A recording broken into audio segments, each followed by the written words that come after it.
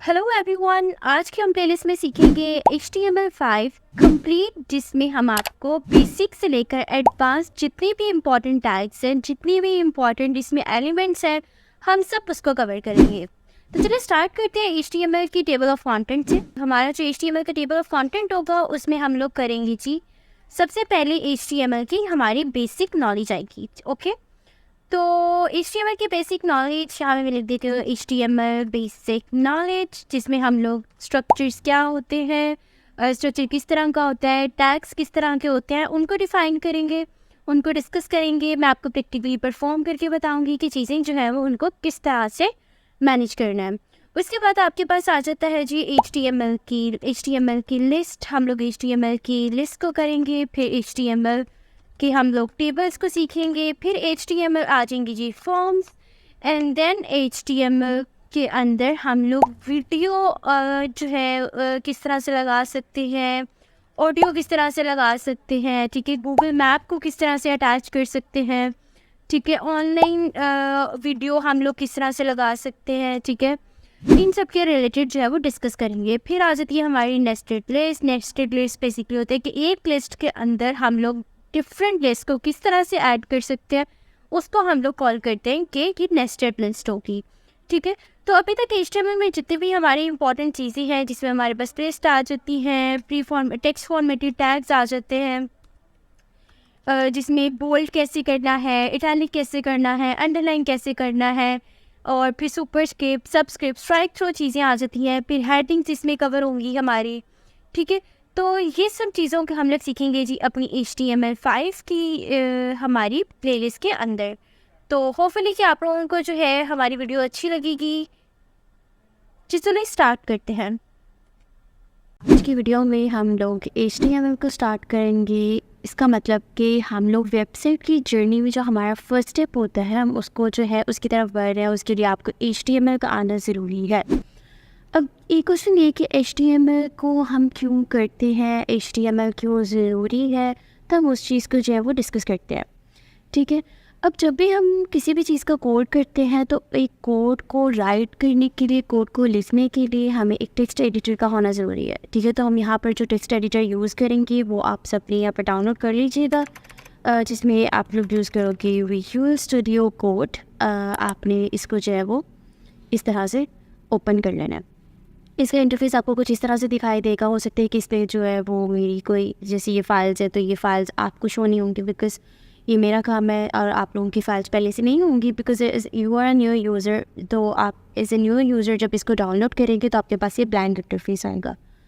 तो आपने क्या करना है कि आपने अपने जहाँ पर भी आपने अपने फ़ोल्डर को सेव करना है आप सेव कर लें। मैं यहाँ डेस्कटॉप पे एक जो फ़ोल्डर बना लेती हूँ। फॉर एग्जांपल मैं यहाँ पर बना लेती हूँ HTML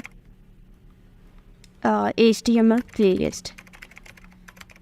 ऐसे आपने एक फ़ोल्डर बना लेना है। ठीक है, आपने इस फोल्डर को क्या करना है कि आपने इस फोल्डर को उठाना है, ड्रैग करना है, और इस HTML के जो आपने एडिटर ओपन किया हुआ है विजुअल स्टूडियो कोड, इसके अंदर ला के आपने इसको पेस्ट कर देना है। जब आप इसको पेस्ट करते हो तो इसको पेस्ट करने के बाद आपका जो फोल्डर है वो बेसिकली आपको यहाँ पर नज़र आना शुरू हो जाएगा। अब जब हम HTML में काम करते हैं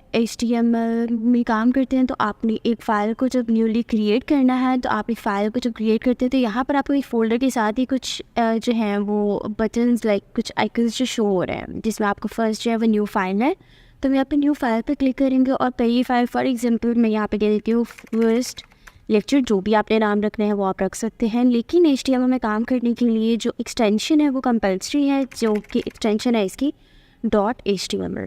आपने जस्ट इसको एंटर कर देना है। एंटर करने के बाद आपके पास ये फाइल जो है वो इस तरह से क्रिएट हो जाएगी। ठीक है, तो ये जो फाइल है वो बेसिकली इस फोल्डर के अंदर ही है। अगर मैं इस फोल्डर को इस तरह से ओपन करती हूँ तो ये फाइल आपको HTML प्लेलिस्ट के फोल्डर के अंदर ही मिलेगी।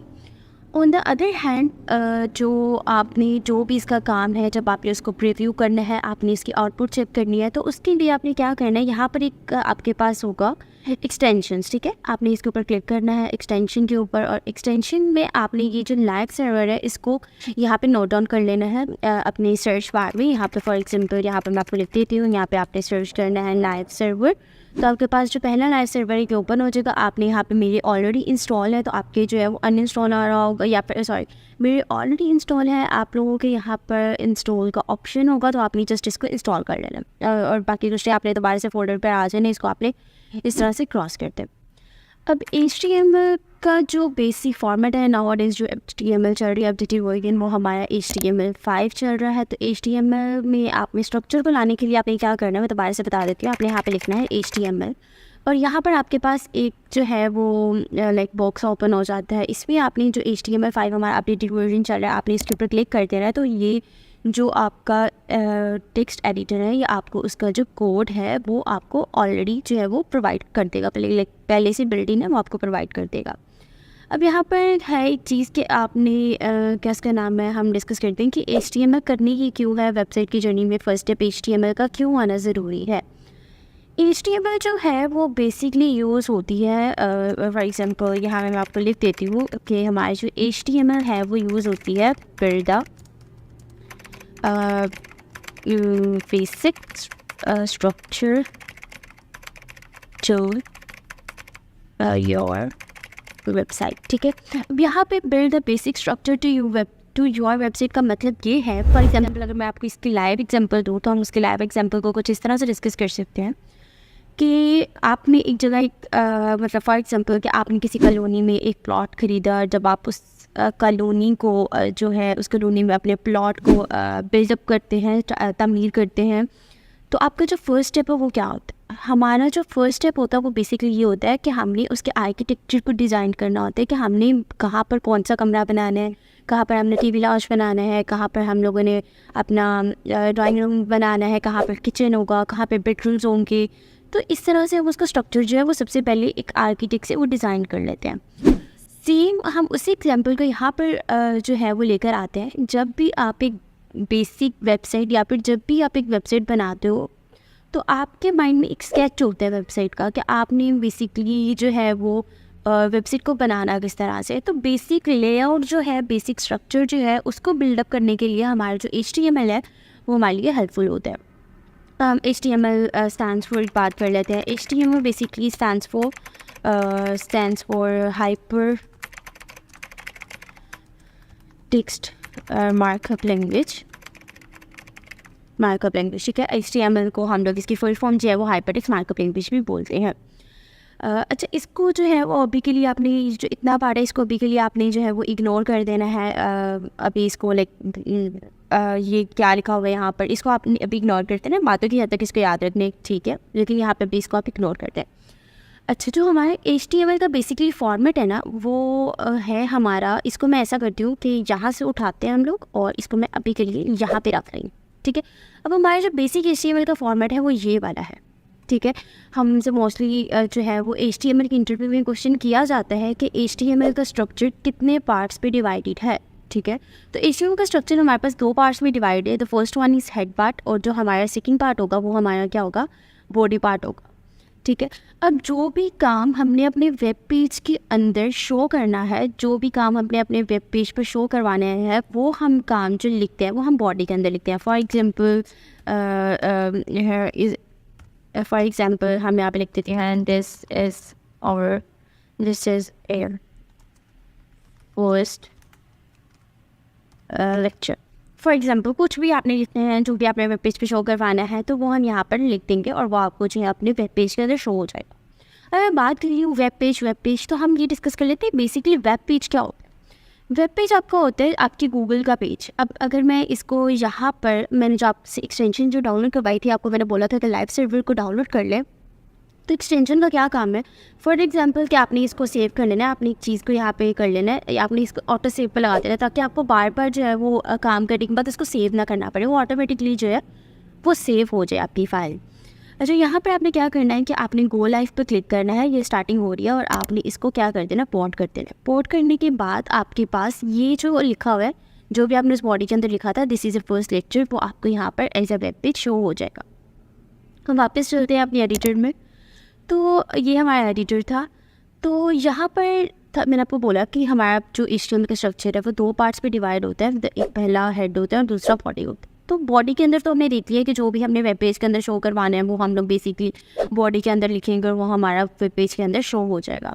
On the same hand head के अंदर क्या होता है कि फॉर एग्जांपल आपने इस बॉडी के अंदर लाइक आपने इसका कलर चेंज करना है टेक्स्ट का, या फिर आपने जस्ट लेक्चर का कलर चेंज करना है, तो आप ये स्टाइलिंग जो है वो हेड के अंदर भी दे सकते हो। ठीक है, हेड के अंदर भी स्टाइलिंग दे सकते हो, लेकिन उसके लिए फिर हमें CSS की तरफ मूव होना पड़ता है। CSS जो है वो बेसिकली हम HTML के बाद उसको स्टार्ट करेंगे, बिकॉज जो आप स्ट्रक्चर एक बार बिल्डअप कर लेते हो तो स्ट्रक्चर की स्टाइलिंग के लिए जो लैंग्वेज यूज़ होती है वो हम लोग यूज़ करेंगे CSS। तो अभी हम CSS को इतना डिस्कस नहीं करेंगे।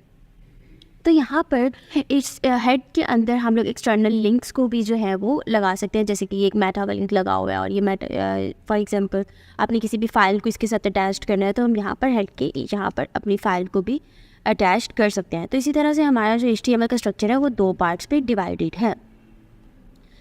इसी तरह हम HTML को थोड़ा और डिस्कस करते हैं। HTML में जो हमारे पास होते ही टैग्स हैं, टैग्स क्या काम करते हैं और टैग्स का बेसिकली काम क्या है। ठीक है, तो हम लोग टैग्स बेसिकली अगर हम लोग इसके भी रियल लाइफ एग्जांपल लें तो आप लोग अगर किसी भी आउटलेट पे जाते हैं या किसी भी आप ब्रांड के कपड़े लेते हैं तो हर किसी ना किसी उसकी शर्ट पे, फॉर एग्जांपल अगर हम आउटफिटर्स को डिस्कस कर रहे हैं, ठीक है, अगर हम आउटफिटर्स की बात करें तो अगर आप इसकी कैप भी खरीदते हो ना तो उसकी कैप के बैक पे भी टैग लगा होता है आउटफिटर का। वो क्यों लगाया होता है? वो बेसिकली अपने काम को रिप्रेजेंट कर रहे होते हैं कि ये हमारी क्वालिटी, ये हमारा काम है।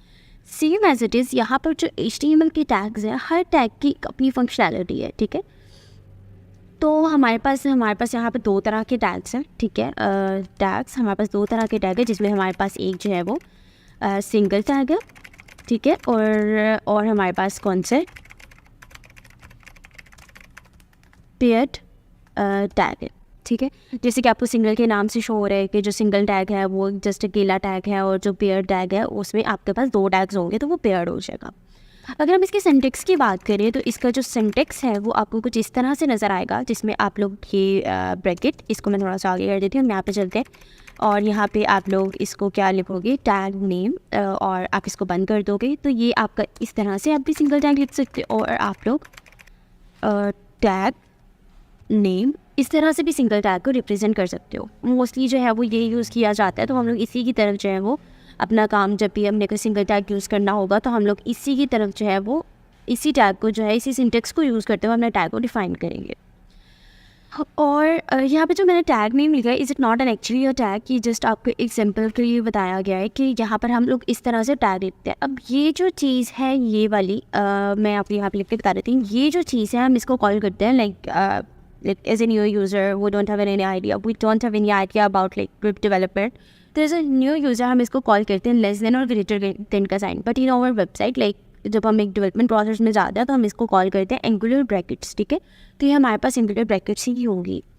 उसके बाद अगर हम पेयर टैग को डिस्कस करें तो पेयर टैग का जो सिंटेक्स है उसमें आपके पास आ जाता है, आपने लिखना होता है टैग नेम, जो भी आपने टैग को डिफाइन करना होता है, आपने टैग नेम लिख दिया।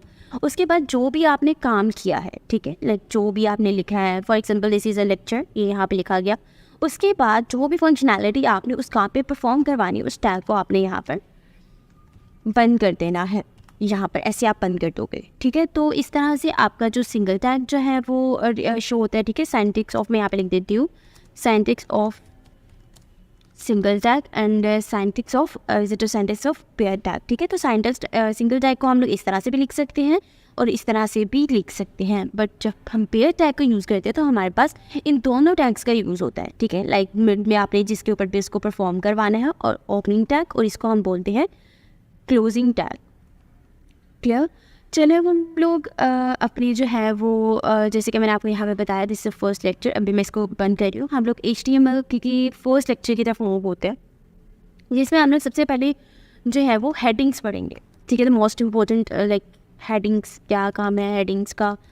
अब हेडिंग्स हम इस तरह से काम कर देते हैं कि जब भी आपने कोई इंपॉर्टेंट चीज़ को डिफाइन करना होता है तो आप लोग उस टेक्स्ट को थोड़ा बोल्ड करके लिख देते हो। ठीक है, या फिर फॉर एग्जांपल आपने किसी भी डेफिनेशन को डिफाइन करना है तो आप लोग उसको थोड़ा बोल्ड करके, फॉर एग्जांपल आपको एक क्वेश्चन दिया गया है डिफाइन HTML। ठीक है, तो आप लोग आंसर भी क्या लिखोगे, पहले HTML को आप लोग ब्लू मार्कर से या फिर ब्लैक मार्कर जो भी आप यूज़ करते हो आप उसके साथ डिफाइन करोगे, एंड देन आप लोग किसी भी बॉल पॉइंट के साथ या फिर आप किसी पेन के साथ जो है उसकी डेफिनेशन को लिखोगे।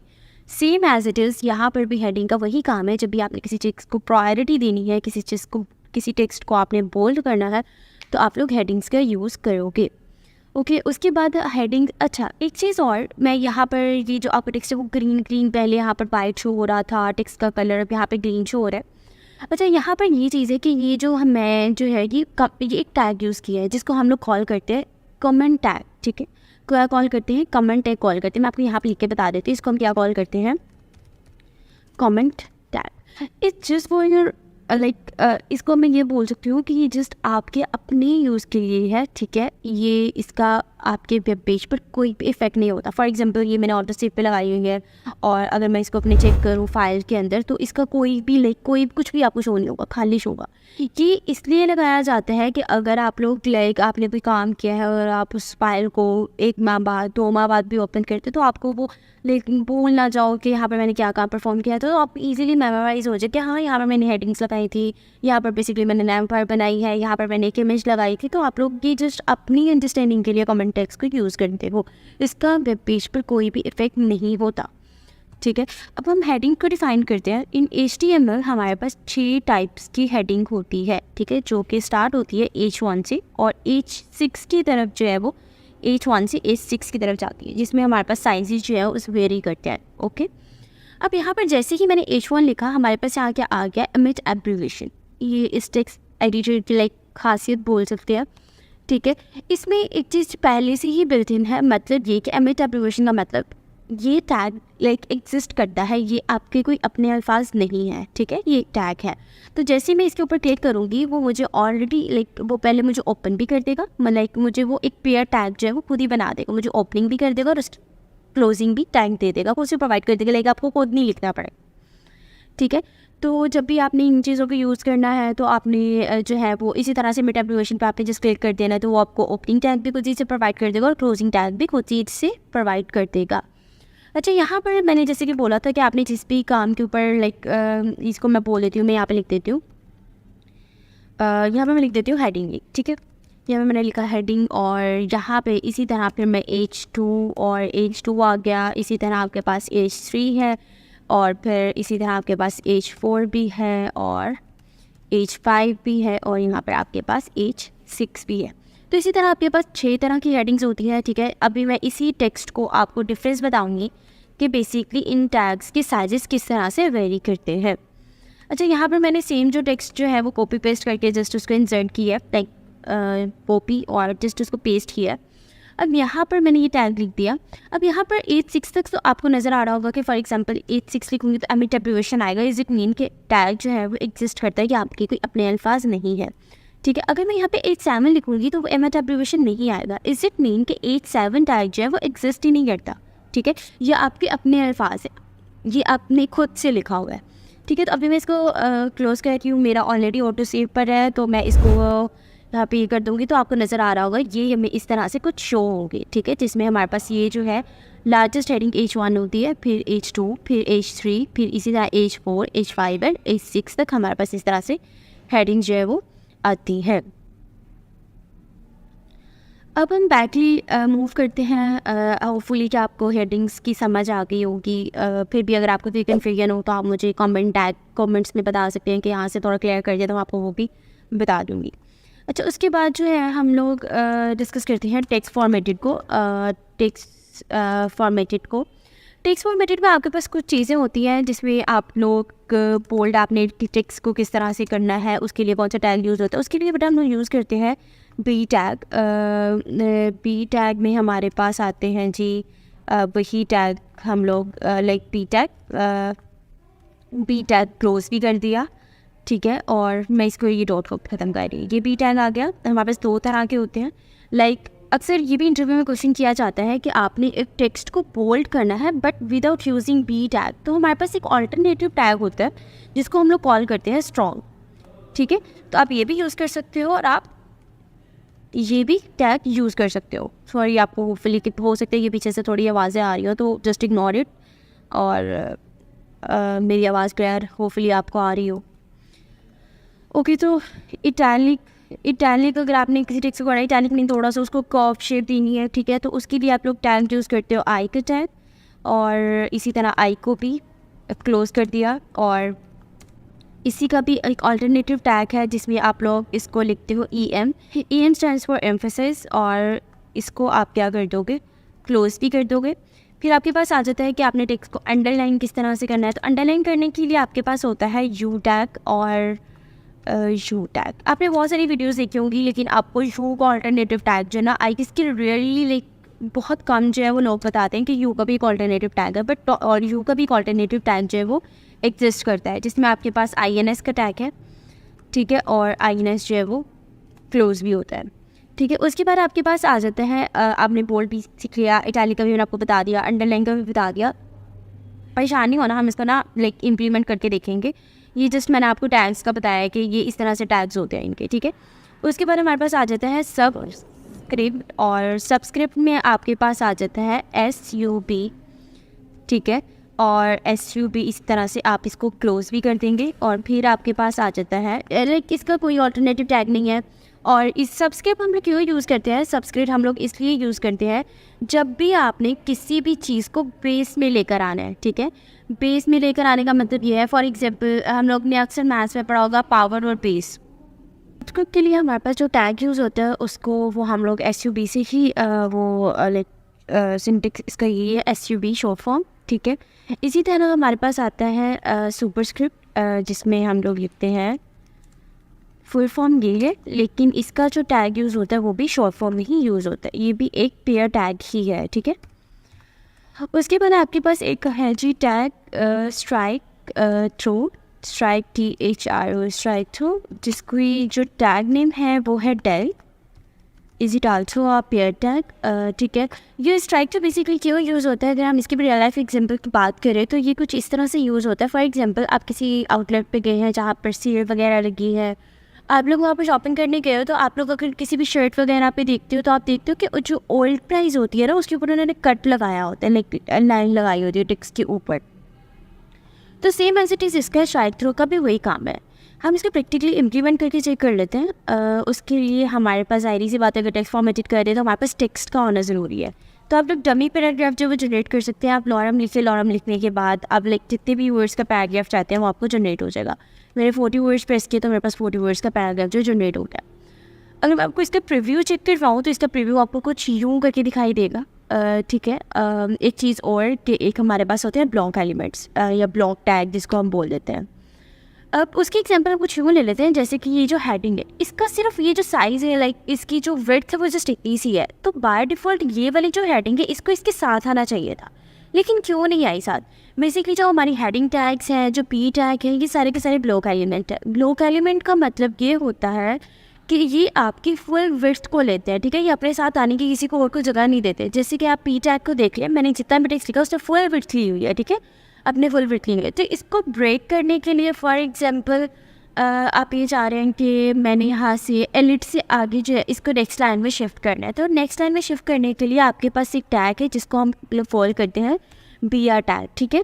BR stands for break tag. ये आपका किस लिए यूज़ होता है, नेक्स्ट लाइन में आपके टेक्स्ट को शिफ्ट करने के लिए। जैसे आप देख रहे हैं कि आपके एलिट के बाद जो आपका टेक्स्ट है वो क्वाइटम से आगे नेक्स्ट लाइन में शिफ्ट हो गया। अच्छा, उसके बाद अब हम लोगों ने जितने भी ये टेक्स्ट फॉर्मेटेड की चीज़ें पढ़ी, जिसमें हमने bold, italic, underline, superscript, subscript और स्ट्राइक थ्रू देखा, इसको हम लोग प्रैक्टिकली इम्प्लीमेंट करके चेक करते हैं। अच्छा, मुझे जो है मैं चाह रही हूँ कि जो लॉरम वेब है ना ये बोल्ड हो जाए, ठीक है। तो ये बोल्ड करने के लिए आप लोग B का टैग यूज़ करते हो। ये आपको लाइक बिगिनर स्टूडेंट को बहुत अच्छी बात है, आपको ओपनिंग और क्लोजिंग टैग जो है वो दोनों प्रोवाइड कर देते हैं। तो अपने जहाँ से लेकर जहाँ तक इम्प्लीमेंट करना वहाँ पे जाके इसको पेस्ट करने, ठीक है। अगर आप यहाँ पे चेक करें तो जो आपका लॉरम है वो आपको बोल्ड होता नज़र आ रहा है, ठीक है। उसके बाद मैंने ये जो टैग है इसके ऊपर ही बेसिकली मैंने किसको यूज़ करना है, मैंने इटैलिक को यूज़ करना है। तो इटैलिक का हम ऑल्टरनेटिव टैग यूज़ करके चेक कर लेते हैं, जिसको हम लोग कॉल करते हैं एम्फेसिस। और मैं EM के टैग को यहाँ से पकड़ूंगी, और इसका जो करेक्ट भी होता है जब भी आपने कोई नया टैग सेम चीज़ पे अप्लाई करना है तो आपने क्या करना है, प्रीवियस टैग के आगे उसको ओपनिंग करना है, और जो क्लोजिंग टैग है उसको आपने अपने जो प्रीवियस वाला टैग होगा उसके पीछे उसको क्लोज करना है, ठीक है। तो ये एक्यूरेट वे होता है। तो ये देख रहे हैं कि आप ये भी इटैलिक जो है वो कर्व लाइक थोड़ा सा कर्व शेप में मूव कर गया आपका टेक्सचर। उसके बाद सेम चीज़ कि आपने अंडरलाइन करना है किसी भी टेक्स्ट को, तो अंडरलाइन करने के लिए भी हम लोग INS यूज़ कर लेते हैं। INS को मैंने यूज़ किया है और इसी को आप लोग कट करके मैंने इस पूरी लाइन को क्या कर दिया, अंडरलाइन भी कर दिया। अंडरलाइन चेक करें तो आपने फुल जितना भी टेक्स्ट लाइन है उससे सभी की सबको चीज़ों को इम्प्लीमेंट कर दिया, लाइक अंडरलाइन उसने कर दिया टेक्स्ट को। उसके बाद हम मूव करते हैं जी सब्सक्रिप्ट पे। सब्सक्रिप्ट पे मैं बात करूँ फॉर एग्जांपल कि यहाँ पर जो लिखा हुआ है सेट, मैं चाह रही हूँ कि ये थोड़ा इस टेक्स्ट के ऊपर आ जाए, लाइक डॉलर टेक्स्ट के थोड़ा ऊपर आ जाए, ठीक है। लाइक उसके टेक्स्ट के ऊपर नहीं आता है, लेकिन जो उसकी अपनी डायरेक्शन होती है उससे थोड़ा मूव कर जाता है ऊपर की तरफ। हम लोग चेक कर लेते हैं, यहाँ पर आपका टेक्स्ट है, इसको मैं कॉल कर लेती हूँ सब सुपरस्क्रिप्ट, ठीक है। अपने यहाँ से इसको उठाना है और यहाँ पे ला के आपने सिट के बाद इसको पेस्ट कर देना है। अब जैसे ही जाएंगे आप देख रहे हैं कि सिट जो है वो आपकी जो अंडरलाइन है उससे काफ़ी ऊपर चला गया है, ठीक है। तो इस तरह से आप कर लें, सिट हो गया। और इसी तरह हम लोग एमिट को चेक कर लेते हैं, इसको पेज में ले जाते हैं। तो इसको हम क्या करते हैं, इसकी क्लोजिंग टैग को जहाँ पे लाइक जितने भी आपने टेक्स्ट को क्लोज इम्प्लीमेंट करने हैं उसकी फंक्शनैलिटी, तो वहाँ पर जाके आप इसको क्लोज कर देंगे। यहाँ मैंने इसको क्लोज कर दिया। जो एमिट है वो आपका किस में आ गया, बेस में चला गया, और आपका जो सिट है वो आपका पावर में चला गया। अच्छा, उसके बाद जी हमने स्ट्राइक थ्रू इम्प्लीमेंट करना है। स्ट्राइक थ्रू में हमारे पास ये कि हम लोग वो डेल वाला टैग यूज़ करते हैं।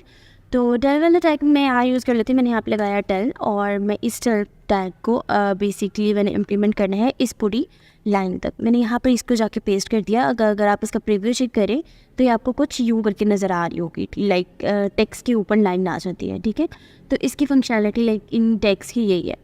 प्रीवियस लेक्चर में हमने देखा था कि हमने इसमें कवर जो किए थे टॉपिक्स, उनमें हेडिंग्स थी, और हेडिंग्स के बाद हमने टेक्स्ट फॉर्मेटेड के कुछ टैग्स पढ़े थे, जिसमें हमारे पास बोल्ड था और इटैलिक था, अंडरलाइन था, सुपर सब्सक्रिप्ट था, सब्सक्रिप्ट वगैरह के टैग्स थे, ठीक है।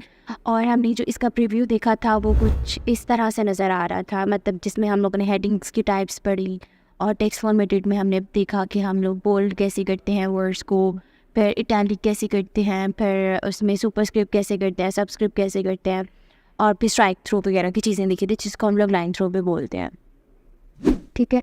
अच्छा, उसके बाद जो हम आज के लेक्चर में करेंगे वो बेसिकली मैं आपको दिखा देती हूँ। ये है जी नोटपैड, जिस पे मैंने बेसिकली ये लिखा हुआ है कि प्रीवियस लेक्चर में हमने क्या क्या चीज़ें कवर की थी, ठीक है। हेडिंग्स की थी, टेक्स्ट फॉर्मेटेड की थी, जिसमें हम लोगों ने ये सारे टैग्स जो थे वो पढ़े थे।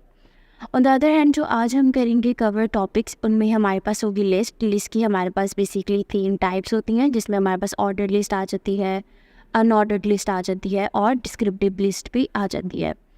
अच्छा, उसके बाद जी हमारे पास आ जाता है टेबल। टेबल के अंदर हम लोग इन टैग्स को कवर करेंगे, जिसमें हमारे पास टेबल आ जाता है, TR आ जाता है, TH आ जाता है, और TD टैग होगा, ठीक है। इन सब का काम क्या है, इन सब की वर्किंग कैसे होती है, ये सब हम प्रैक्टिकली इम्प्लीमेंट करके चेक करेंगे। ऑन द अदर हैंड हम चेक करेंगे कि एट्रीब्यूट क्या होता है और वैल्यू क्या होता है, ठीक है। क्योंकि इन चीज़ों के आगे हमें ज़रूरत पड़ेगी, तो हम इन चीज़ों को भी साथ साथ जो है वो कवर कर लेंगे, ठीक है। तो अभी स्टार्ट करते हैं जी लिस्ट के साथ, और होपफुली कि आपको क्लियर नज़र आ रहा होगा। मैं इसी ही फाइल के अंदर जो है वो नेक्स्ट काम करूँगी। अच्छा, स्टार्ट करते हैं। अभी ये जो आपको स्क्रॉल बार आ रहा है, इसको ख़त्म करने के लिए हमारे पास एक शॉर्टकट की है Alt+Z, ठीक है। इसको हम लोग ऑन करते हैं बेसिकली वर्ड रैप, ठीक है, कि आप वर्ड्स को इकट्ठा कर देते हो। अच्छा, उसके बाद हम मूव करते हैं नेक्स्ट लेक्चर में, जिसमें हमने पढ़ना है जो लिस्ट। मैं सबसे पहले एक कमेंट टैग यूज़ करती हूँ। कमेंट टैग यूज़ करने के लिए आपने प्रेस करना है Ctrl+?। इसमें आप कुछ भी लिखोगे, जैसे कि मैंने पहले भी आपको बताया, इसमें आप कुछ भी लिखते हो तो आपका वेब पेज के अंदर वो शो नहीं होता। हम जो अभी कवर करेंगे वो हमारे पास टॉपिक आया था लिस्ट का, ठीक है, जिसमें हम लोगों ने मैंने साथ में लिखा भी हुआ है, वहाँ पर नोट पैड में भी मैं दोबारा लिख देती हूँ यहाँ पे, जिसमें हमारे पास ऑर्डर्ड लिस्ट में हमारे पास कुछ टाइप्स भी होती है। मैं टाइप्स को आगे डिफ़ाइन कर देती हूँ, जिसमें हमारे पास कैपिटल 1 आ जाता है, और फिर ए स्मॉलेस्ट आ जाता है, ए कैपिटल आ जाता है, आई रोमन फाउंटिंग में आई, और बी कैपिटल भी आ जाते हैं। कुछ हमारे पास ये टाइप्स आती हैं ऑर्डर लिस्ट की। बाय डिफ़ॉल्ट बेसिकली क्या होती है, मैं आपको प्रैक्टिकली इंप्लीमेंट करके दिखाती हूँ, फिर आपको अच्छे से समझ आ जाएगी बेसिकली ये टाइप्स क्या चीज़ है और इनकी वर्किंग क्या है। अच्छा, उसके बाद है जी हमारे पास आती है, या सॉरी मैंने यहाँ लिख दिया, कमेंट टैग के अंदर ही लिखना था। अच्छा, उसके बाद हमारे पास आती है जी अनऑर्डर्ड लिस्ट। अनऑर्डर्ड लिस्ट के लिए आप उसमें भी आपके पास टाइप है अनऑर्डर्ड लिस्ट, इसमें भी आपके पास टाइप्स हैं, जिसमें हमारे पास जो बाय डिफ़ॉल्ट होती है वो होती है डिस्क, जिसको आप लोग बुलेट्स भी कॉल करते हो, बट वो एक्चुअली नॉट बुलेट नहीं होती है, वो डिस्क होती है, ठीक है। इसके अलावा आपके पास होती है स्क्वायर, सर्कल और एक आपके पास होती है नन। ठीक है, नन का मतलब होता है, नन का मतलब ये होता है कि आपको कोई भी टाइप नहीं चाहिए। ठीक है, तो ना इसमें नन के पास आपके पास यही होता है कि इसमें आपके पास कोई भी जो है वो टाइप एग्जिस्ट नहीं करती है, लाइक कुछ भी उसके साथ नहीं होता लिखा हुआ। उसके बाद थर्ड आपके पास जो होती है उसमें आपके पास आ जाता है डिस्क्रिप्टिव, या फिर इसको हम लोग डेफिनेशन लिस्ट भी कॉल करते हैं। डिस्क्रिप्टिव या फिर डेफिनेशन लिस्ट भी इसको ऑन करते हैं। ठीक है, इसमें हमारे पास जो होती है, मैं आपको टैग्स का बता देती हूँ, जिसमें हम इसमें टैग यूज़ करते हैं DL। DL stand for descriptive list. इसको क्लोज और ओपन हम दोनों तरह से लिख देंगे। ठीक है, इसके अंदर हम लोग बेसिकली लिखते होते हैं, मैं इसका सिंटेक्स आपको यहाँ पे लिख के बताती हूँ। ठीक है, इसके अंदर हम लोग लिख देते हैं डिस्क्रिप्टिव लिस्ट और DL stand for descriptive list. उसके बाद हमारे पास आता है DT stand for descriptive title, और यहाँ पे ही आपने अपने जो है वो टाइटल को क्लोज भी कर देना है। फॉर एग्जांपल यहाँ पे आपने कोई भी टाइटल लिखा, यहाँ पे फॉर एग्जांपल मैं लिख देती हूँ लिस्ट, और यहाँ पे आपने क्या कर देना है, अपने DL टाइटल को, DT टाइटल को आपने, या टैग को आपने क्लोज भी कर देना है। अच्छा, उसके बाद आपके पास आती है जी डिस्क्रिप्टिव टाइटल के बाद ज़ाहिर सी बात है कि हमें उसका डाटा भी लिखना होता है, जिसकी भी हमने डेफिनेशन लिखनी होती है। तो उसके लिए हम जो टैग लेते हैं वो हमारे पास आता है डिस्क्रिप्टिव डाटा। बेसिकली ठंड इतनी है, मेरे हाथ जो है ना वो सर्दी की वजह से काम नहीं कर रहे इतने। अच्छा, डिस्क्रिप्टिव डाटा, और डिस्क्रिप्टिव डाटा में हम लोग जो भी हमारी डेफिनेशन होगी वो सारी इसके टैग के अंदर आएगी, और फिर हम लोग एट लास्ट डिस्क्रिप्टिव डाटा का टैग भी जो है वो क्लोज कर देंगे। ठीक है, तो इस तरह से हम लोग इसकी वर्किंग करते हैं। हम इसका प्रैक्टिकली करके चेक कर लेते हैं। अच्छा, सबसे पहले हम लोग स्टार्ट करते हैं ऑर्डर लिस्ट से। ऑर्डर लिस्ट ऑर्डर के नाम से पता चल रहा है, जिसका आपका क्या होगा, सीक्वेंस क्रिएट होगा, एक तरतीब होगी। ठीक है, तो उसके लिए हम टैग जो यूज़ करते हैं वो हमारे पास OL होता है। साथ ही आप देख रहे हैं कि इमेज एब्रिविएशन आ गया, सो दैट्स मीन कि ये टैग एग्जिस्ट करता है। इसके अंदर प्री-बिल्ट ये टैग पड़ा है। जैसे आप इसके ऊपर एंटर करोगे, ये आपको ओपनिंग टैग भी प्रोवाइड कर देगा और क्लोजिंग टैग भी प्रोवाइड कर देगा। ठीक है, अब आपने OL टैग तो ले लिया। अब जाहिर सी बात है, फॉर एग्जांपल आप ग्रॉसरी करने जा रहे हो। ठीक है, आप ग्रॉसरी करने जा रहे हो, आपने चीज़ें खरीदनी है। ठीक है, तब क्या करते हैं, एक लिस्ट बना लेते हो। मतलब हमारी फैमिली में तो ये होता है कि हमारे घर में मेरी मामा जो है वो लिस्ट वगैरह बना लेते होते हैं, ताकि कोई चीज़ जो है वो स्किप ना हो जाए। तो हम लोग लिस्ट बना लेते हैं, और ज़ाहिर सी बात है, जब भी हमने किसी लिए कोई लिस्ट बनानी है तो लिस्ट के आइटम्स का होना भी ज़रूरी है। इसी तरह जब हमने ऑर्डर लिस्ट भी बनानी है तो हमारे पास लिस्टेड आइटम्स होना ज़रूरी है। तो उसके लिए हम लोग टैग जो लेते हैं वो हमारे पास LI होता है। LI stand for listed item and OL stand for order list. ठीक है, फॉर एग्जांपल यहाँ पे मैं लिख देती हूँ, फॉर एग्जांपल यहाँ पे मैंने लिख दिया एप्पल, और मैं इसी को ही, मैं बार बार नहीं लिख रही, मैं इसी को ही कॉपी कर रही हूँ। फॉर एग्जांपल मैंने 4 टाइम इसको कॉपी कर लिया। अच्छा, इसको करने के बाद हम इसको चेक कर लेते हैं अपने क्रोम में। अगर आपको व्यू हो रहा हो तो हमारे पास ये लिस्ट जो है वो कुछ इस तरह से बन के आ जाती है 1 2 3 4 के साथ। इवन डैट जब हमने लिस्ट बनाई, हमने ये 1 2 3 4 नहीं लिखा, ये सीक्वेंस खुद ब खुद क्रिएट हो गया by using this OL tag. ठीक है, OL का नाम ही है कि वो ऑर्डर्ड एक सीक्वेंस लिस्ट जो है वो क्रिएट करता है। अच्छा, उसके बाद मैंने आपको बताया कि हमारे पास इसमें टाइप्स भी हैं। अब बाय डिफ़ॉल्ट हमारे पास कौन सी एग्जिस्ट की है, 1 वाली, जिसमें हमारे पास 1 2 3 4 आ गई है। अगर आप चाह रहे हो कि आपकी जो ये जो आपने यहाँ पर जो 1 2 3 4 है, ये यहाँ पे आप लोग कैपिटल A, कैपिटल ये स्मॉलेस्ट A B C ये इस तरह के टाइप्स चाह रहे हो, तो आप यहाँ पे इसको चेंज कर सकते हो। उसको चेंज करने के लिए आप क्या करो कि आपका जो पेरेंट टैग है, अच्छा पेरेंट और चाइल्ड का कॉन्सेप्ट तो आई के सभी को समझ आ जाता होगा, मैं उसमें बता देती हूँ। अब यहाँ पे हमारे पास एक फॉर्मेट है। अच्छा, अब ये जो 4 की 4 टैग ये किसके अंदर है, लाइक कौन किस टैग के अंदर है, वो बेसिकली इस OL टैग के अंदर है। ठीक है, जो भी चीज़ें एक टैग के अंदर एग्जिस्ट करेंगी उसको हम लोग चाइल्ड कॉल कर लेंगे, और बाहर वाला टैग को हम लोग क्या कॉल कर लेंगे कि ये पेरेंट टैग है। सेम, ठीक है, और फिर क्या आपको समझ आ रही हो। ठीक है, अच्छा, अब पर हम मुझे क्या करना है कि मुझे इसकी टाइप चेंज करनी है। तो टाइप चेंज करने के लिए अगर मैं पेरेंट को ही क्या दे दूँगी, मैं पेरेंट को ही लिख दूँगी टाइप, और मैंने यहाँ पे कोई भी, फॉर एग्जांपल मैंने A स्मॉलेस्ट लिख दिया। ठीक है, मैंने A स्मॉलेस्ट लिखा और मैं इसमें ब्राउज़र में जाती हूँ, तो ये टाइप जो है वो आपकी बाय डिफ़ॉल्ट क्या आ जाएगी, ABCD में खुद ब खुद कन्वर्ट हो जाएगी। ठीक है, आप इसको LI के अंदर भी लिख सकते हो। LI में फॉर एग्जांपल आप ये टाइप इस तरह से नहीं लिखना चाह रहे हो। ठीक है, मैं इसको रिमूव कर देती हूँ। आप इस तरह से नहीं लिखना चाह रहे, आप इस तरह से भी लिख सकते हो, लाइक टाइप A, लेकिन वो आपका थोड़ा हेक्टिक काम हो जाएगा, बिकॉज आपको सीक्वेंस जब क्रिएट करना है तो आप इस तरह से नहीं कर सकते, A स्मॉलेस्ट A कैपिटल ले लिया, फिर एक रोमन काउंटिंग ले ली, तो ये सीक्वेंस नहीं होता। ठीक है, तब क्या करना पड़ेगा कि सब में ये जो है वो भी आपको लगाना पड़ेगा, लाइक सब में ये जो है आपको कॉपी पेस्ट करना पड़ेगा। तो इससे अच्छा ये कि आप शॉर्टकट की यूज़ कर लो, ये सेम आपको रिजल्ट दे रहा है, जैसे ये BCD वो भी आपको सेम देगा और ये भी आपको सेम रिजल्ट जो इसको देगा आउटपुट देगा। अच्छा, उसके बाद आपके पास आ जाती है अनऑर्डर्ड लिस्ट। अनऑर्डर्ड लिस्ट में आप लोग क्या टैग लेते हो, आप यूज़ करते हो UL tag. UL stands for unordered list, ठीक है। मैंने इसी तरह यूएल टैग ले लिया। अब ज़ाहिर सी बात है ये लिस्ट है तो ये लिस्टेड के आइटम्स का होना ज़रूरी है, तो उसके लिए मैं कौन सा टैग लूँगी, LI। LI stand for listed item. तो यहाँ पर भी हम लोग हम लोग यहाँ पे लिख लेते हैं पाकिस्तान। पाकिस्तान में लिख लिया और मैं क्या करती हूँ, मैं इसी को ही कॉपी करती हूँ और इसी को हम क्या कर लेते हैं 4 टाइम पेस्ट कर लेते हैं। हमने यहाँ पे इसको पेस्ट किया और जैसे ही हम लोग यहाँ पे आए अपनी क्रोम में अपने वेब पेज में आए तो आपने चेक किया होगा यहाँ पे आपके पास एक बुलेटेड जो है वो मैं आपको क्लोज करके दिखाती हूँ। आपको ये बुलेटेड जो है वो आपको नज़र आई होंगी, बुलेटेड लिस्ट। बेसिकली ये बुलेटेड नहीं होती है, इसको हम लोग कॉल करते हैं, ये बेसिकली हमारी डिस्क होती है, DISC, ठीक है। इसको हम लोग डिस्क कॉल करते हैं। ऐसा फॉर एग्जांपल जो लोग इस चीज़ लाइक इस चीज़ से फेमिलियर नहीं है तो वो लोग उसको बुलेट से बोलते हैं, but is not an actual bullet. Okay, तो इसमें हमारे पास क्या है, इसका देखो आपको सीक्वेंस नहीं है, लाइक 1 2 3 कोई तरतीब नहीं है, ठीक है। लिस्ट है बट अनसीक्वेंस लिस्ट है, ठीक है। तो अनऑर्डर्ड के नाम से पता चल रहा है कि जिसकी कोई तरतीब नहीं होगी। तो यहाँ पर आप LI के अंदर डिफरेंट टाइप्स दे सकते हो। फॉर एग्जांपल मैंने यहाँ पर टाइप दे दी जी स्क्वायर, ठीक है। यहाँ पे मैंने इसकी टाइप दे दी सर्कल, यहाँ पे मैंने इसकी टाइप दे दी DISC डिस्क, जो कि बाय डिफ़ॉल्ट है। मैं आपको बेसिकली चेक करवाना चाह रही हूँ कि वो बाय डिफ़ॉल्ट ही टाइप है, ये लगाओ ये ना लगाओ कितना इफेक्ट नहीं होता, ठीक है। डिस्क और एक हमारे पास लास्ट टाइप होती है नन, ठीक है। मैं इसको लगाया और हम लोग इसकी चेक कर लेते हैं। जैसे कि आपको नज़र आ रहा होगा ये आपकी स्क्वायर, ये आपकी सर्कल, ये आपके डिस्क और ये वाली जो लास्ट वाला फंक्शन है ये नन। मतलब फॉर एग्जांपल इसके साथ कोई भी आपकी वो जो लिस्ट है लाइक बुलेट है जो भी वो एग्जिस्ट नहीं करती, तो हमने क्योंकि टाइप नन लगाई थी इसलिए उसने उसके साथ की लिस्ट को ख़त्म कर दिया, ठीक हो गया। अच्छा जी, तो ये आपके पास थी ऑर्डर्ड लिस्ट, ये आपके पास थी अनऑर्डर्ड लिस्ट। उसके बाद आपके पास है जी डिस्क्रिप्टिव लिस्ट, या फिर जिसको हम लोग कॉल करते हैं डेफिनेशन लिस्ट। वो भी हम चेक कर लेते हैं। उसके लिए हम सबसे पहले जो टैग यूज़ करते हैं वो होते हैं DL। DL stands for descriptive list. Descriptive list के अंदर सारी सी बात है, जब भी हम कोई डेफिनेशन लिखते हैं, फॉर एग्जांपल हम लोगों ने 9 10 फर्स्ट ईयर सेकेंड ईयर या फिर अभी तक मास्टर्स में हमें कोई पेपर आ जाते हैं कोई डेफिनेशन पूछी जाती है।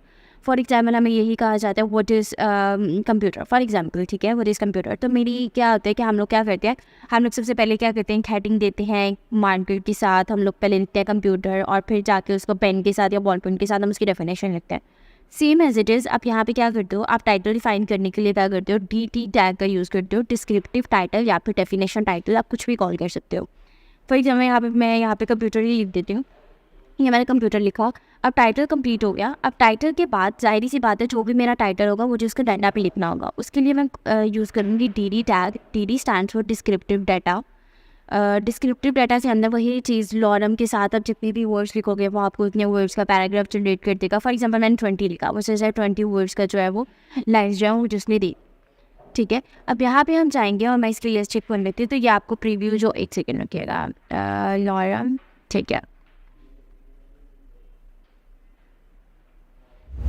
जी, आपके पास जो है वो इसका प्रीव्यू आ जाएगा, ठीक है। लाइक यहाँ से आपका टाइटल और फिर ये इतना गैप लेके आपकी इसकी डेफिनेशन जो है वो स्टार्ट हो जाएगी। ओके, तो ये हमारी थी लिस्ट। होपफुली कि आपको लिस्ट की समझ आती है। अगर कोई भी आपकी क्वेरी हो लाइक लिस्ट अब रिलेटेड टू लिस्ट, आप मैं इसे कमेंट करके पूछ लीजिएगा।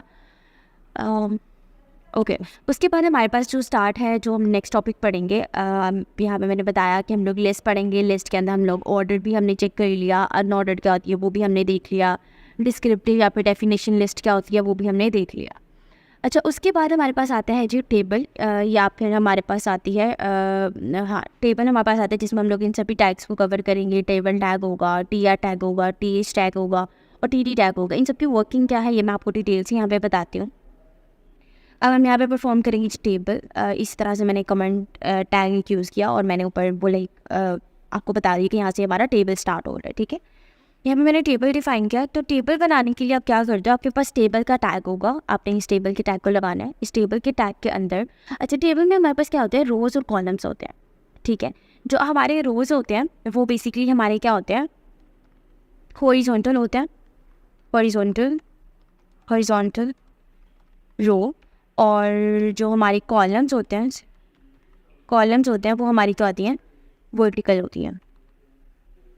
ठीक है, रोज़ हमारी क्या होती हैं हॉरिजॉन्टल, और कॉलम्स हमारी क्या होते हैं, वर्टिकल होते हैं। मैं इसको कमेंट टैग के अंदर लिख दूँगी, या आप लोगों की जस्ट फॉर योर अंडरस्टैंडिंग के रोज़ और हमारे पास कॉलम्स होते हैं टेबल के अंदर।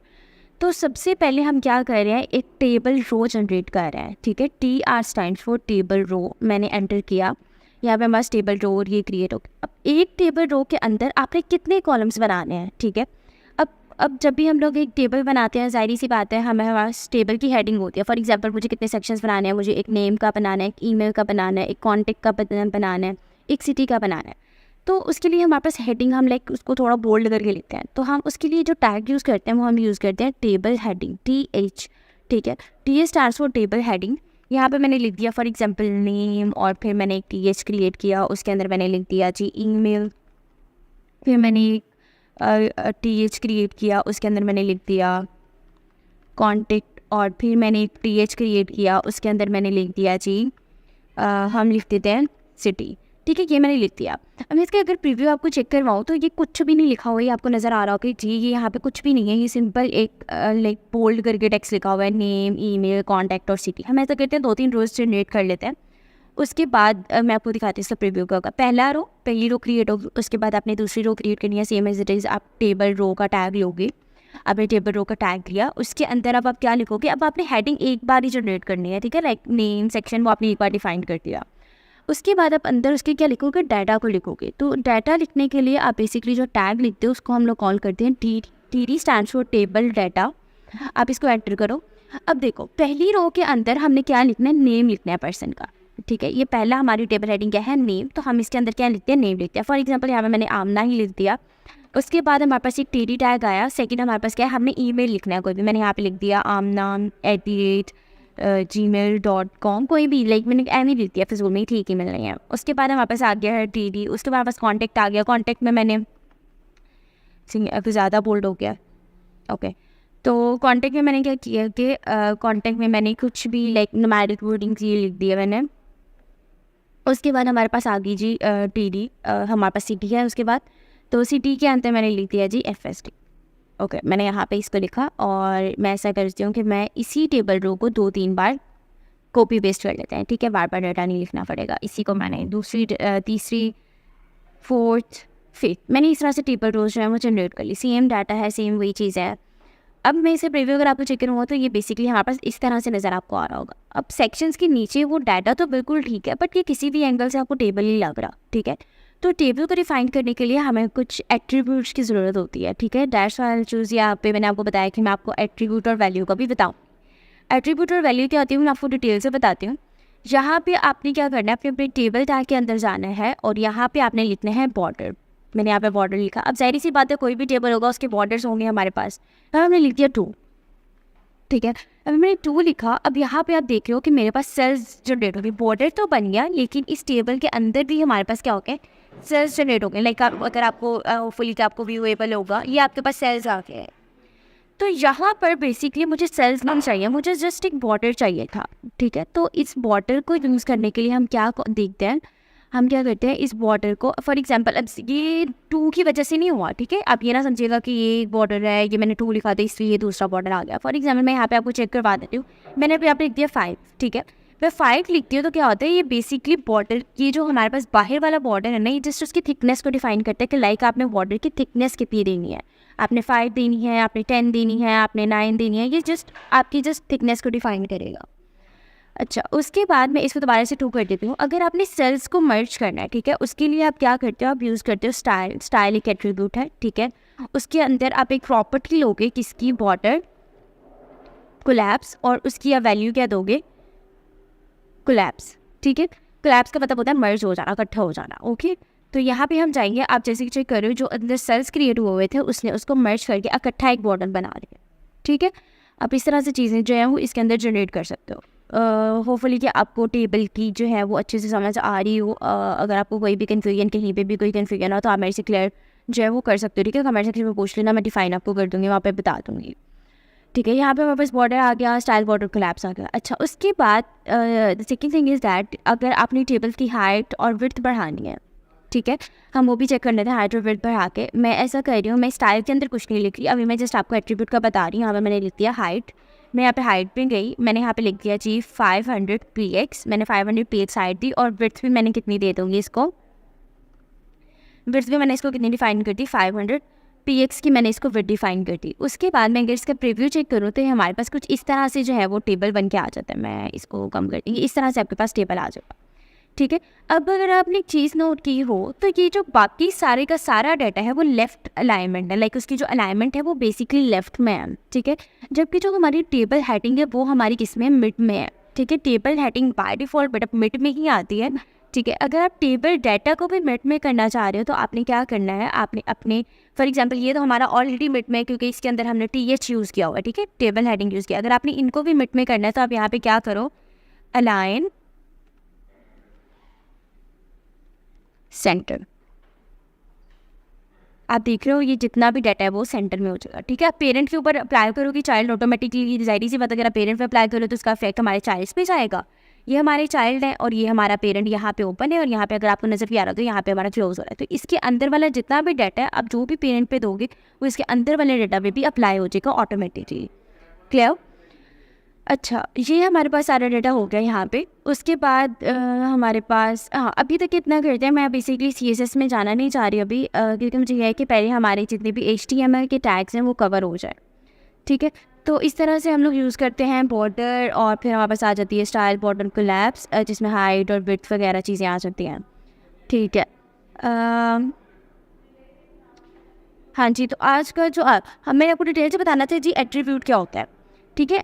बेसिकली जो एट्रीब्यूट होता है ये अक्सर आपसे, अगर आप लोग एज ए डेवलपर या फ्रंट एंड डेवलपर इंटरव्यू के लिए जाते हो तो वो अक्सर इस तरह के क्वेश्चन पूछते हैं, लाइक आप attribute, what is attribute, attribute क्या होता है। तो बेसिकली जो हमारा एट्रीब्यूट होता है वो हमारा किसी भी टैग के अंदर जब भी आप कोई एडिशनल इन्फॉर्मेशन ऐड करते हो, ठीक है, जब भी आप किसी टैग के अंदर एक एडिशनल इन्फॉर्मेशन ऐड करते हो तो बेसिकली हम उसको क्या कॉल करते हैं, हम उसको एट्रीब्यूट कॉल करते हैं, ठीक है।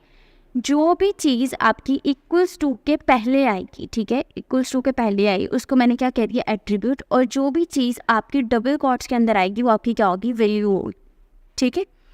जैसे कि यहाँ पे इक्वल्स टू है, इक्वल्स टू के पहले क्या है हमारे पास, ये हमारा एट्रीब्यूट हो गया, ठीक है। और जहाँ पर आपके पास कॉलन एग्जिस्ट करे, ये जो कॉलन है, ठीक है, और जो चीज़ आपकी कॉलन से पहले आएगी वो आपकी क्या होगी, प्रॉपर्टी, और जो चीज़ कॉलन के बाद आएगी वो आपकी क्या होगी, वैल्यू होगी, ठीक है। अगर आपको एट्रीब्यूट और उसकी वैल्यू के अच्छे से फिर भी समझ नहीं आई तो आप मेरे से वो भी पूछ लीजिएगा, वो भी मैं आपको क्लियरली जो है वो फिर नेक्स्ट लेक्चर में आपको डिफाइन कर दूँगी डिटेल से कि एट्रीब्यूट हमारे पास क्या होता है और वैल्यू हमारे पास क्या होती है।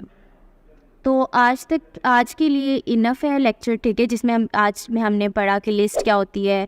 लिस्ट में हमने तीनों टाइप्स देखी और उसकी ऑर्डर भी देखा, अनऑर्डर देखी और डिस्क्रिप्टिव देखी। फिर हमने देखा जी टेबल के अंदर हमने वेरियस टैग्स पढ़े, जिसमें हमारे पास TR टैग था, टेबल हेडिंग टैग था और TD टैग था। और फिर हमने देखा कि अगर आपने अलाइनमेंट जो है वो मिड में करनी है, अपने सारा टेक्स्ट जो है वो सेंटर में करना है, तो उसके लिए आपने कौन सा एट्रीब्यूट यूज़ करना है और एट्रीब्यूट होते क्या है, वैल्यू क्या होती है। तो ये था जी आज का लेक्चर। होपफुली कि आपको लेक्चर की समझ आई होगी। फिर भी अगर आपका इस लिस्ट और टेबल के रिलेटेड या फिर आपका प्रीवियस लेक्चर के रिलेटेड कोई भी क्वेश्चन हो, आप मुझे कमेंट सेक्शन में बता दीजिएगा, मैं आपको जो है उसका जो है वो आंसर दे दूँगी। जैसे कि आप सबको पता है कि हम लोग HTML5 को लर्न कर रहे हैं, जो कि वेबसाइट या फिर वेब डेवलपमेंट की जर्नी में हमारा फर्स्ट स्टेप होता है, और हमें HTML का आना जो है वो ज़रूरी होता है।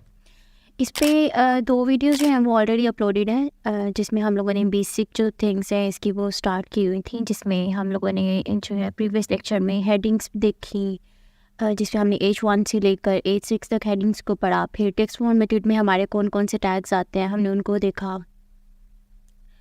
फिर सेकेंड लेक्चर में हमने लिस्ट के बारे में पढ़ा, टेबल्स के बारे में पढ़ा, लिस्ट की हमने टाइप्स देखी कि हमारे पास 3 तरह की टाइप्स होती हैं। फिर हमने टेबल को देखा और फिर एट्रीब्यूट और वैल्यू की बात की।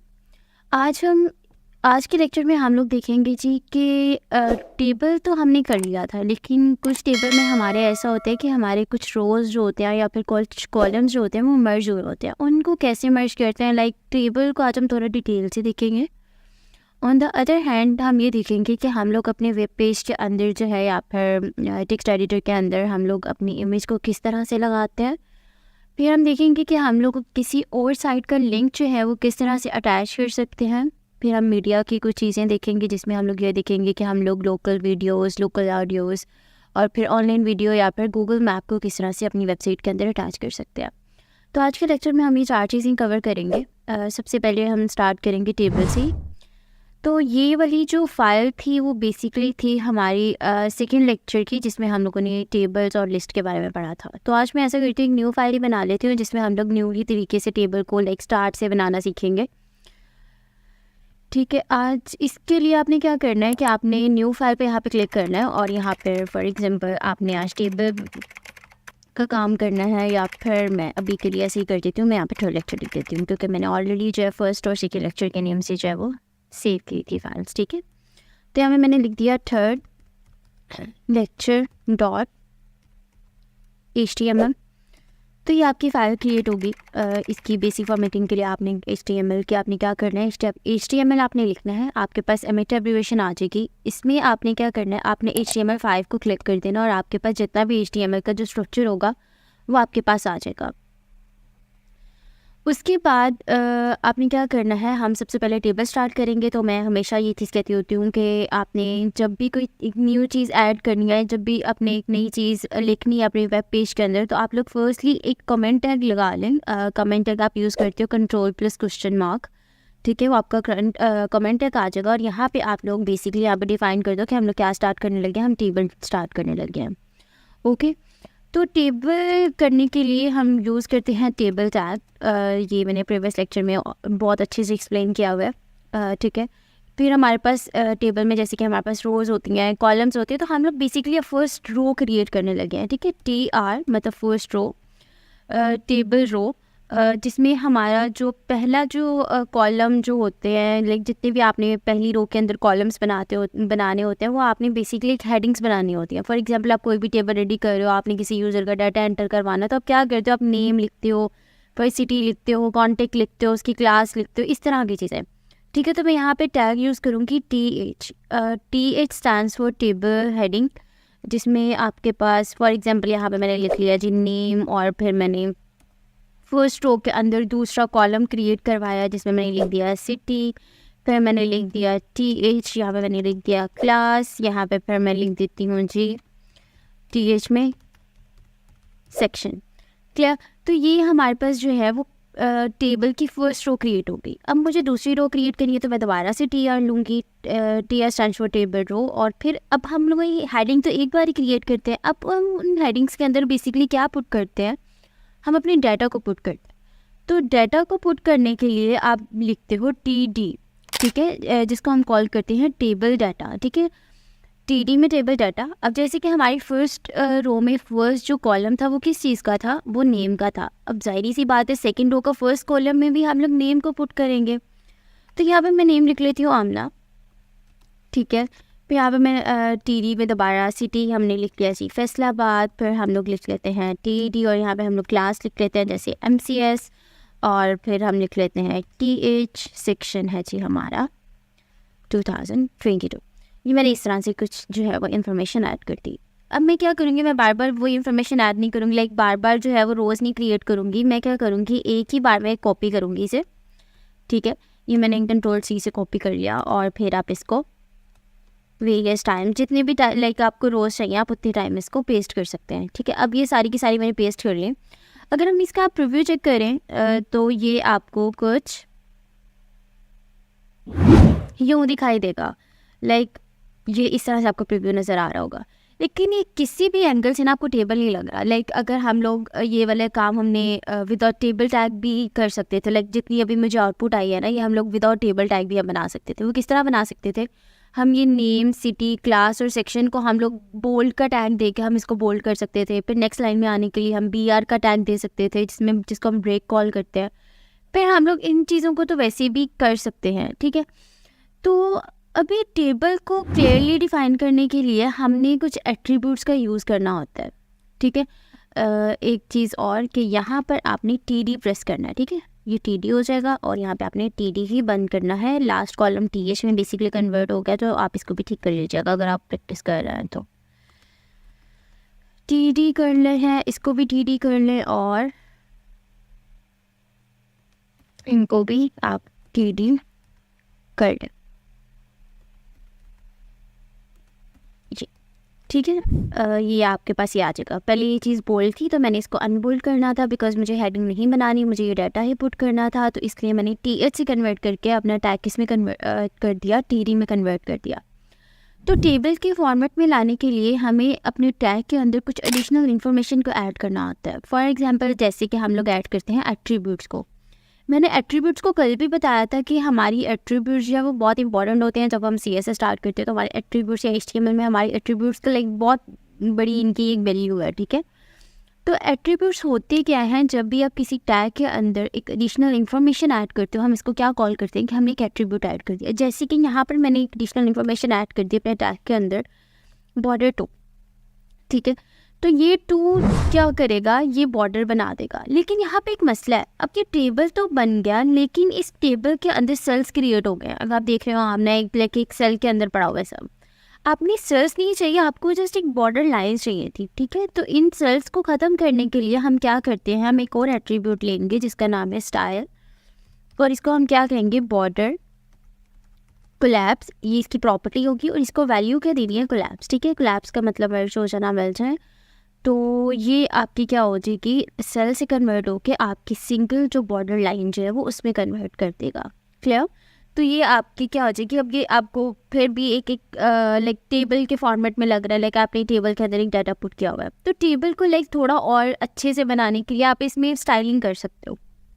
स्टाइलिंग कैसे कर सकते हो, आप इसकी हाइट बढ़ा सकते हो, आप इसकी विड्थ बढ़ा सकते हो, ठीक है।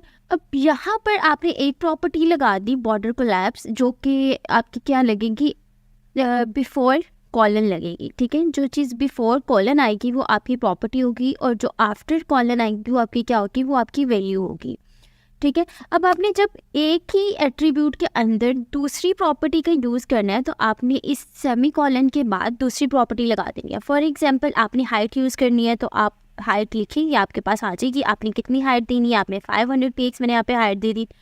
उसके बाद अपने इसी के अंदर तीसरी प्रॉपर्टी लगानी है, तो मैंने दबाया से स्पेस सी, फिर मैंने क्या लगाया, मैं विड्थ लगा दी, और विड्थ लगाने के बाद मैंने क्या प्रेस कर दिया, 500 px प्रेस कर दिया, ठीक हो गया। अब यहाँ पे एक और चीज़ के नीचे आ रहा है स्क्रॉल बार, और स्क्रॉल बार जो है वो बहुत इरिटेटिंग होता है। तो स्क्रॉल बार को ख़त्म करने के लिए आपने Alt+Z को प्रेस कीजिएगा, कि बेसिकली आपके वर्ड्स को रैप अप कर देते हैं, ठीक है। और आपको एक सिंगल पेज के अंदर ही आपका सारा डाटा शो होता है। इसको मैंने ऐसे किया और ये आपके पास जो है वो टेबल बन गया। अभी मैंने इसकी जो है वो अपना वेब पेज का साइज़ का भी बढ़ाया हुआ है, आप इसको 100 पे देख के चेक कीजिएगा, ठीक है। ये आपका 100 है, तो आप देख रहे हो कि 500 px इसकी विड्थ होगी और 500 px इसकी हाइट होगी है। उसके बाद मैंने आपको बताया था कि जी आपने जो है वो जो टेबल है टी जो है वो ऑलरेडी मिड में है, और बाकी जितना भी टी में हमने डाटा लिखा वो सभी की सभी जो अलाइनमेंट्स हैं वो लेफ्ट में है, ठीक है। अगर आपने इनकी अलाइनमेंट्स को भी मिड में करना है, सेंटर में करना है, तो आप उसके लिए क्या करते हो कि ये आपका फॉर ये वाला टी है, टी तो ऑलरेडी सेंटर में है, तो इसको तो हमें छेड़ने की ज़रूरत ही नहीं है ना। तो ये हमारी सेकंड रो है। सेकंड रो के अंदर हम एक एट्रीब्यूट लगाएंगे जिसका नाम है अलाइन, और अलाइन में हम लोग वैल्यू क्या दे देंगे, सेंटर की। तो इसको लगाने से ये होगा कि इसके ये जितने भी चारों के चारों चाइल्ड्स हैं, ये प्रॉपर्टी उन चारों पे ऑटोमेटिकली इम्प्लीमेंट हो जाएगी, ठीक है। मतलब जो पेरेंट पे हम लोग लगाएंगे वो चाइल्ड पे ऑटोमेटिकली इम्प्लीमेंट हो जाएगा। ये मतलब ये इसका पेरेंट टैग है, और ये इसके अंदर आपको नज़र आ रहा होगा ये जो है वो हाईलाइट हो जाते हैं, TR ओपनिंग ब्रैकेट और ओपनिंग टैग जो है वो आपको हाईलाइट हो रहा होगा। तो ये पेरेंट है और ये सारे इसके चाइल्ड्स हैं। तो जो चीज़ भी मैं पेरेंट पे लगाऊंगी वो ऑटोमेटिकली आपके चाइल्ड पे भी इम्प्लीमेंट हो जाएगी। तो अब देख लो सेकंड रो का जितना भी डाटा है वो सेंटर में आ गया।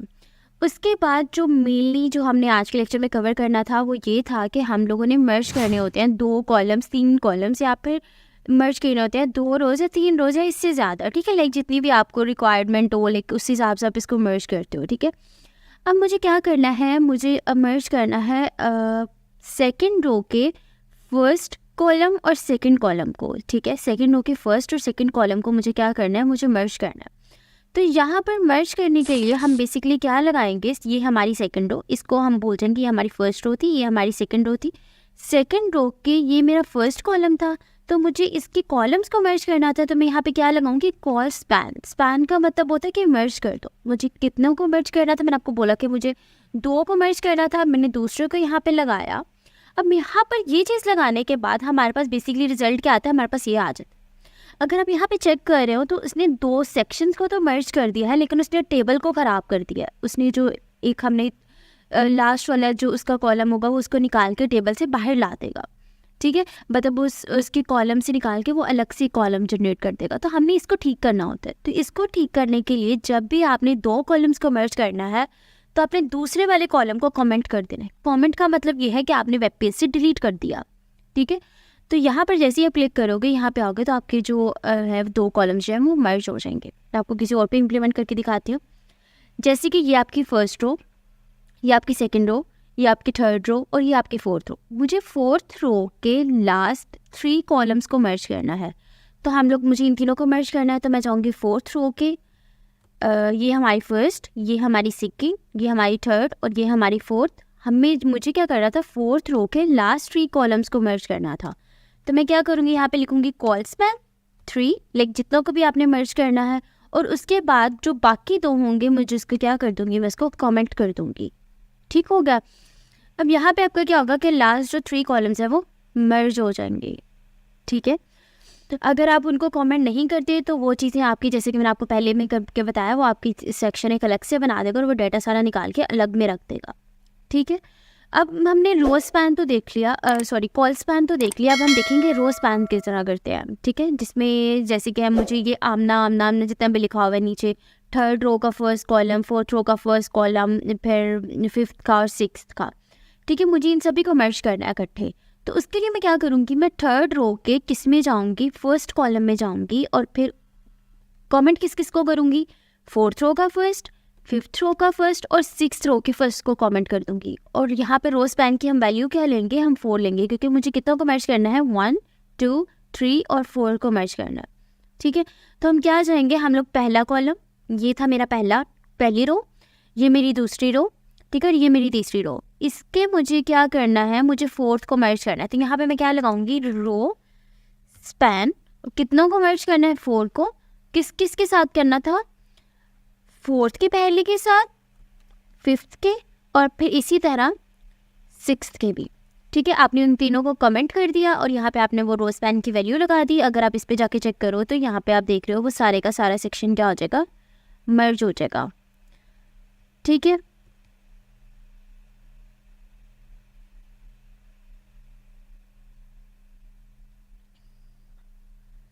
तो ये था जी हमारा रो स्पैन और कॉल स्पैन, ठीक है। और इसको आप अच्छे से देख लीजिएगा। अगर आपको कोई भी कन्फ्यूजन हो about related to this lecture तो आप वो भी मेरे से कंफर्म कर सकते हो। ये लास्ट वाला बाहर था तो मैंने उसको जो है वो स्पैन कर दिया, क्लियर। तो ये आपका जो है वो लास्ट पे आपका टेबल जो है वो एक्यूरेटली डिफाइन हो गया, जिसमें हमने आज पढ़ा रो स्पैन क्या होती है, कॉल स्पैन क्या होती है। अगर आपको इसके रिलेटेड कोई भी कन्फ्यूजन है तो आप मेरे से कमेंट सेक्शन में पूछ सकते हैं। कोई भी question related to this table तो मैं आपको रिस्पॉन्स दे दूँगी। अच्छा, उसके बाद हमने क्या देखना था कि हम लोग इमेज को किस तरह से इंसर्ट करते हैं, हम लोग लोकल ऑडियोज़ को किस तरह से करते हैं, इसमें हमने अभी ये कवर कर लिया, ठीक है। अब हम करेंगे कि हम लोग इमेज को किस तरह से इंसर्ट करेंगे। तो इमेज को इंसर्ट करने के लिए आप बेसिकली क्या करते हो, पहली चीज़ मैं हमेशा बोलती हूँ कमेंट टैग यूज़ करो। यहाँ पे लिखो इमेज, हम इमेज लगाने लगे हैं। इमेज को लगाने के लिए आप क्या करते हो, आपने इमेज का टैग लेना है, ठीक है। इमेज का आपने टैग ले लिया। अब यहाँ पर आपके पास 2 एट्रीब्यूट्स आ गए हैं, ठीक है। एक टैग के अंदर आपके पास 2 एट्रीब्यूट्स हैं, जिसमें एक है आपके पास SRC और एक है आपके पास ALT। SRC stands for source, ठीक है, ये आपका सोर्स होता है। और ALT स्टैंड्स फॉर आपकी अल्टरनेट, अगर आपकी इमेज नहीं शो रही है तो अल्टरनेटिवली आपको एक वो प्रोवाइड कर देते हैं। लाइक आपने कुछ भी लिखा है तो आपकी फॉर एग्जांपल इंटरनेट स्लो होने की वजह से इमेज शो नहीं हो रही, ब्रोकन इमेज शो रही है, तो आपने जो भी चीज़ इसमें लिखी होगी वो आपको इसके रिस्पॉन्डिंग इमेज के बिहाफ पे वो आपको शो कर देगा। हम यहाँ पे इमेज लगा के देखते हैं। उसके लिए हम क्या करते हैं, मैं गूगल में जाती हूँ और मैं कोई इमेज निकाल लेती हूँ। जैसे कि मैं यहाँ पे लिखा 4K वॉलपेपर्स, इसमें जाते हैं और मैं यहाँ पे कोई भी निकाल लेती हूँ। लाइक पहला ये निकला और मुझे पिक्सल से मैं डाउनलोड कर लेगा, रुक जाए। हम इमेजेस में जाते हैं और इमेजेस में जाने के बाद हम ये पहले वाले उठा लेते हैं और इसको आपने क्या करना है, आपने डाउनलोड कर लेना है। अच्छा, सेव करने का भी एक है कि आपने सेव हमेशा कहाँ करना है, जहाँ पर आपका फ़ोल्डर है। मेरा जो फ़ोल्डर पड़ा है वो डेस्कटॉप पर है और फोल्डर का नाम था मेरा HTML प्लेलिस्ट। ठीक है, आपने इस फोल्डर के अंदर यहाँ पर राइट क्लिक करके आपने क्या करना है, आपने न्यू पे क्लिक करके यहाँ पर एक फ़ोल्डर बना लेना है। फॉर एग्जांपल यहाँ पे आपने पिक का फोल्डर बना लिया। ठीक है, आपने पिक के फोल्डर के अंदर ये जो आपने फर्स्ट है, आपने इसको जो है वो अटैच कर देना। तो ये आपकी जो फाइल है वो वहाँ पर जाके डाउनलोड हो जाएगी। ठीक है, अब इसको लगाने के लिए आप क्या करते हो, आप अगर चेक करो तो आपके फ़ोल्डर के अंदर जो आपका टेक्स्ट एडिटर है उसके अंदर एक हमने फ़ोल्डर बनाया था पिक का, और यहाँ पे आपकी इमेज हो गई है।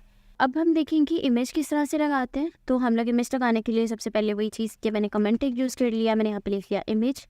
इमेज लगाने के लिए आप यूज़ करेंगे इमेज का IMG का टैग। ठीक है, आपने IMG का टैग लगाया। इसमें हमारे पास दो एट्रीब्यूट्स होते हैं, एक होता है हमारे पास SRC और एक हमारे पास होता है ALT। ALT stands for alternative and SRC stands for source. Source का मतलब होता है पाथ, आपकी इमेज पड़ी कहाँ पर है, उसकी डेस्टिनेशन क्या है।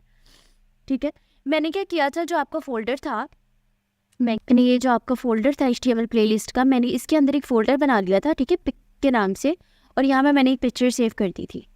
ठीक है, ये अब हमने पिक्चर लगानी है अपनी डॉक्यूमेंट के अंदर। तो हम यहाँ पे जाएंगे और इस SRC के अंदर हम क्या करेंगे, अपने फोल्डर का नेम लिखेंगे। ये हमारी इमेज थी और मैंने ये इमेज लगा दी। ठीक है, ये हम जाएंगे, अब चेक करेंगे क्या इमेज लग गई। आप अगर नज़र आ रही है तो यहाँ पे हमारी इमेज जो है वो लग चुकी है। अब इमेज के साइज़ जो है वो काफ़ी बड़ा है। ठीक है, तो आपने इसके साइज़ को एडजस्ट करने के लिए हम क्या करते हैं, हम वेरियस ऑल्टरनेट एट्रीब्यूट्स का यूज़ कर लेंगे, जिसमें हम लोग अगर हाइट भी सिर्फ यूज़ करते हैं ना तो विड्थ ऑटोमेटिकली इसकी शो कम हो जाएगी। मैं इसको कर देती हूँ 500 px।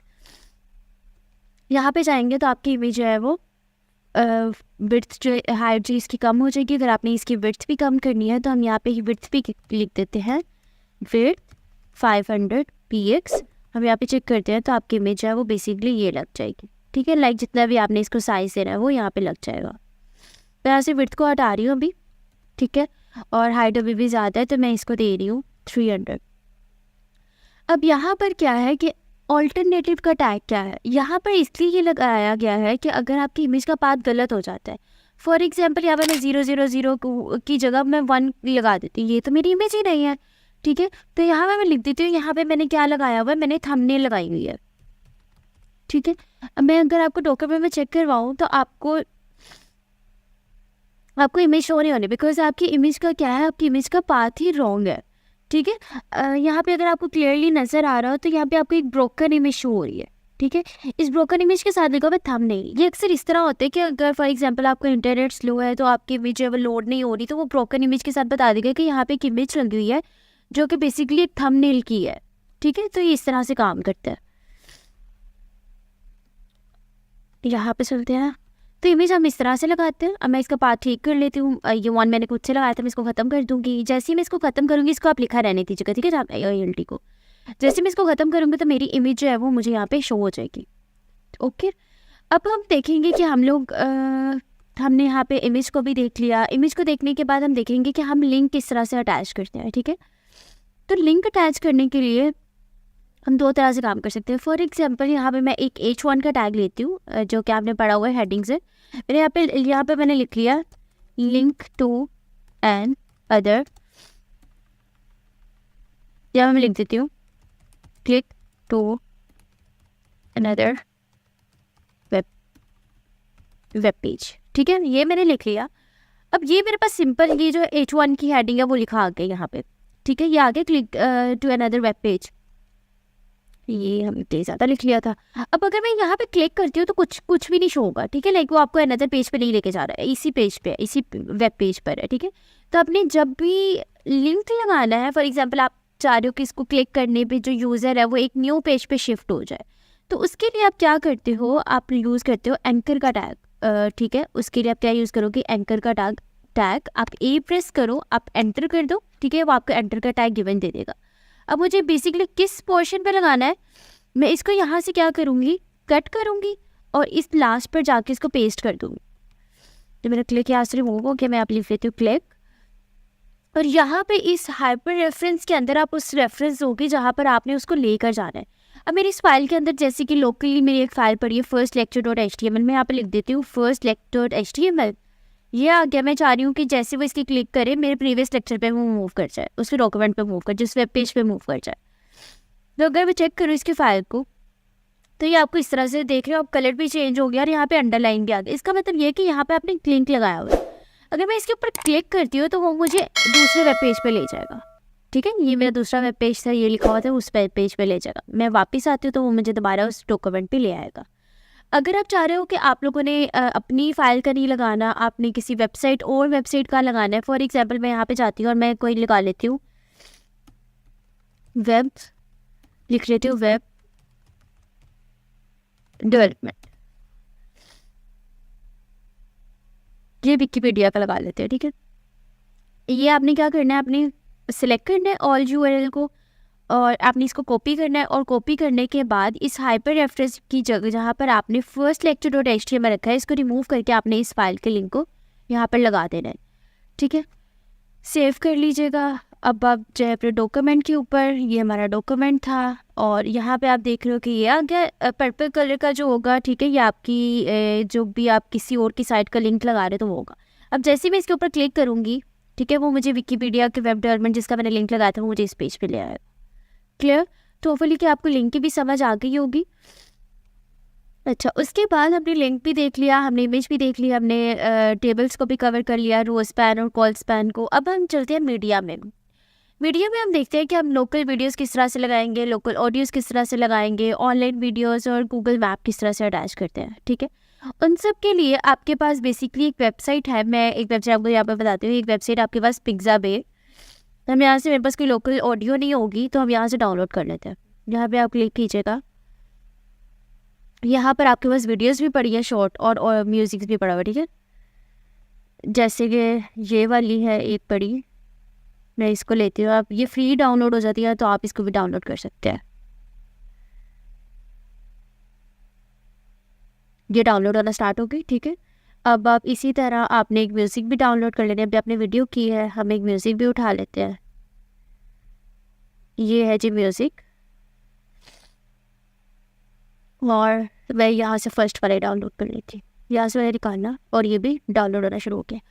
अब वही चीज़ आपने क्या करना है कि आपने जो डाउनलोड वाला फ़ोल्डर है, आपने इन दोनों को उठाना है और इन दोनों को उठा के आपने किस फ़ोल्डर के अंदर रखना है, जो आपकी काम वाला फ़ोल्डर होगा, जो आपने मैंने डेस्कटॉप पे रखा हुआ है। मैं इस पिक्स के फ़ोल्डर के अंदर ही इसको पेस्ट कर रही हूँ। ठीक है, आपने अपनी फाइल्स उसी फोल्डर के अंदर रखनी है जहाँ पर आपकी बेसिकली HTML की फ़ाइल पड़ी है। ठीक है, तो यहाँ पर अब हम चलेंगे अपने टेक्स्ट एडिटर पर। अब जब भी आपने कोई, मैं लिख देती हूँ यहाँ पे लोकल ऑडियो। ठीक है, लोकल ऑडियो लगाने के लिए आप बेसिकली क्या टैग यूज़ करते हैं ऑडियो का। इस सोर्स के अंदर वही आपने पाथ देना है पिक, और यहाँ पे आपकी ऑडियो के लिए क्या यूज़ होता है MP3। तो ये मेरी जो मैंने डाउनलोड की वो आ गई, और ये तब तक नहीं चलेगी जब तक आप एक API नहीं लगा देते जिसका नाम है कंट्रोल्स। ये आपने लगानी है, फिर ही आपकी वीडियो ऑडियो वो करेगी, ऑडियो या वीडियो, अदरवाइज वो नहीं काम करेगी। ठीक है, मैंने इसको सेव किया। हम चलते हैं इसके ऊपर अपनी फाइल के। अगर आपको आवाज़ आ रही हो तो ये आपकी जो ऑडियो भी है, ठीक है, वो भी लग जाएगी। अच्छा जी, उसके बाद आपके पास आ जाती है कि आपने लोकल जो है वो वीडियो किस तरह से लगानी है। तो कमेंट टैग, और यहाँ पे मैंने लिख लिया है लोकल वीडियो। और लोकल वीडियो लगाने के लिए हम यूज़ करते हैं वीडियो का टैग। वीडियो का टैग वही चीज़ पिक फोल्डर, जिस फोल्डर में आपकी चीज़ें पड़ी है पिक, और यहाँ पर आपके पास आ जाएगा MP4। हमारी ऑडियो वीडियो सॉन्ग की एक्सटेंशन जो होती है वो MP4 होती है, और ये मेरा MP4 लग गया। यहाँ पर भी सेम आपने एक API लगानी है, किस नाम से, कंट्रोल्स के नाम से। ठीक है, सेव कर लीजिएगा। यहाँ पे है, ये आपकी जो है वो वीडियो जो है वो भी लग गई। लेकिन देखिए इसका साइज़ बहुत बड़ा है, तो इसके साइज़ को एडजस्ट करने के लिए हम सबसे पहले क्या करते हैं, हम यहाँ पे लगा देते हैं हाइट 400 px। ठीक है, यहाँ पे चलते हैं और यहाँ पे आकर अब यहाँ से आप क्लिक करें, या आपकी जो है वो वीडियो भी चल जाएगी। ठीक हो गया। नेक्स्ट लाइन में इसको मूव करवाने के लिए आपको बताया हुआ है कि आप सिंपली क्या पुट करेंगे, बी आर का टैग लगाएंगे तो आपकी जो वीडियो है वो नेक्स्ट लाइन में चली जाएगी, ठीक है। लाइक वीडियो टेक्स्ट हो आपका नेक्स्ट लाइन में शिफ्ट हो जाएगा। उसके बाद हम देखेंगे हम लोग ऑनलाइन किस तरह से लगा सकते हैं। हम लोग इस तरह करते हैं, हम यहाँ पे यूट्यूब ओपन कर लेते हैं, यूट्यूब।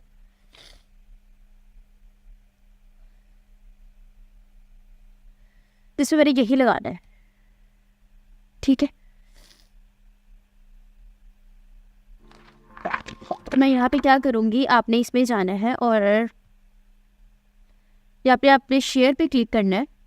शेयर पे क्लिक करने के बाद आपके पास आपने क्या करना है, इम्बेड में आपके पास ये पूरा यूआरएल आ जाएगा, ठीक है। आपने सिंपली इसको कॉपी करना है। कॉपी करने के बाद आपने क्या करना है, आपने इसको यहाँ पे मैं कमेंट टैग में लिख देती हूँ ऑनलाइन वीडियो। यहाँ पे जाए और यहाँ पे आपकी वीडियो भी लग जाएगी। अब हम चेक कर लेते हैं क्या वो लग गई है। अपनी फाइल के अंदर जाते हैं, ये भी लोड हो रही है, ठीक है, रिफ्रेश हो रही है, लोड हो रही है। तो यहाँ पर आप चेक करें आपकी जो वीडियो है वो भी लगेगी और यहाँ पे चल भी जाएगी, ठीक है। अच्छा, उसके बाद आपकी वीडियो भी चल जाएगी। उसके बाद जी आपके पास आती है कि आपने गूगल मैप किस तरह से अटैच करना है। तो यहाँ मैं लिख देती हूँ how to attach Google map, ठीक है। तो गूगल मैप अटैच करने के लिए हम क्या करते हैं, हम जाते हैं यहाँ पे और यहाँ पे मैं लिख देती हूँ गूगल मैप आपने सर्च करना है, आपके पास गूगल मैप यहाँ पे आ जाएगा। फॉर एग्जाम्पल यहाँ पे लिख रही हूँ फास्ट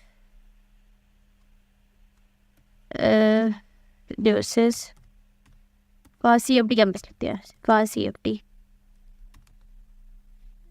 कैंपस। होपफुली यहाँ पे आ जाएगा लोकेशन इसकी ना, ये आ गई। यहाँ पर आपने क्या करना है, शेयर पर जाना है और शेयर पर करने के बाद आपने क्या करना है, इसको सिंपली इम्बेड द मैप करने के बाद आपने कॉपी HTML, यहाँ पे आपने कोड क्लिक कर लेना है। यहाँ पर आप जाओगे और इसको यहाँ पे जाके आप पुट कर दोगे।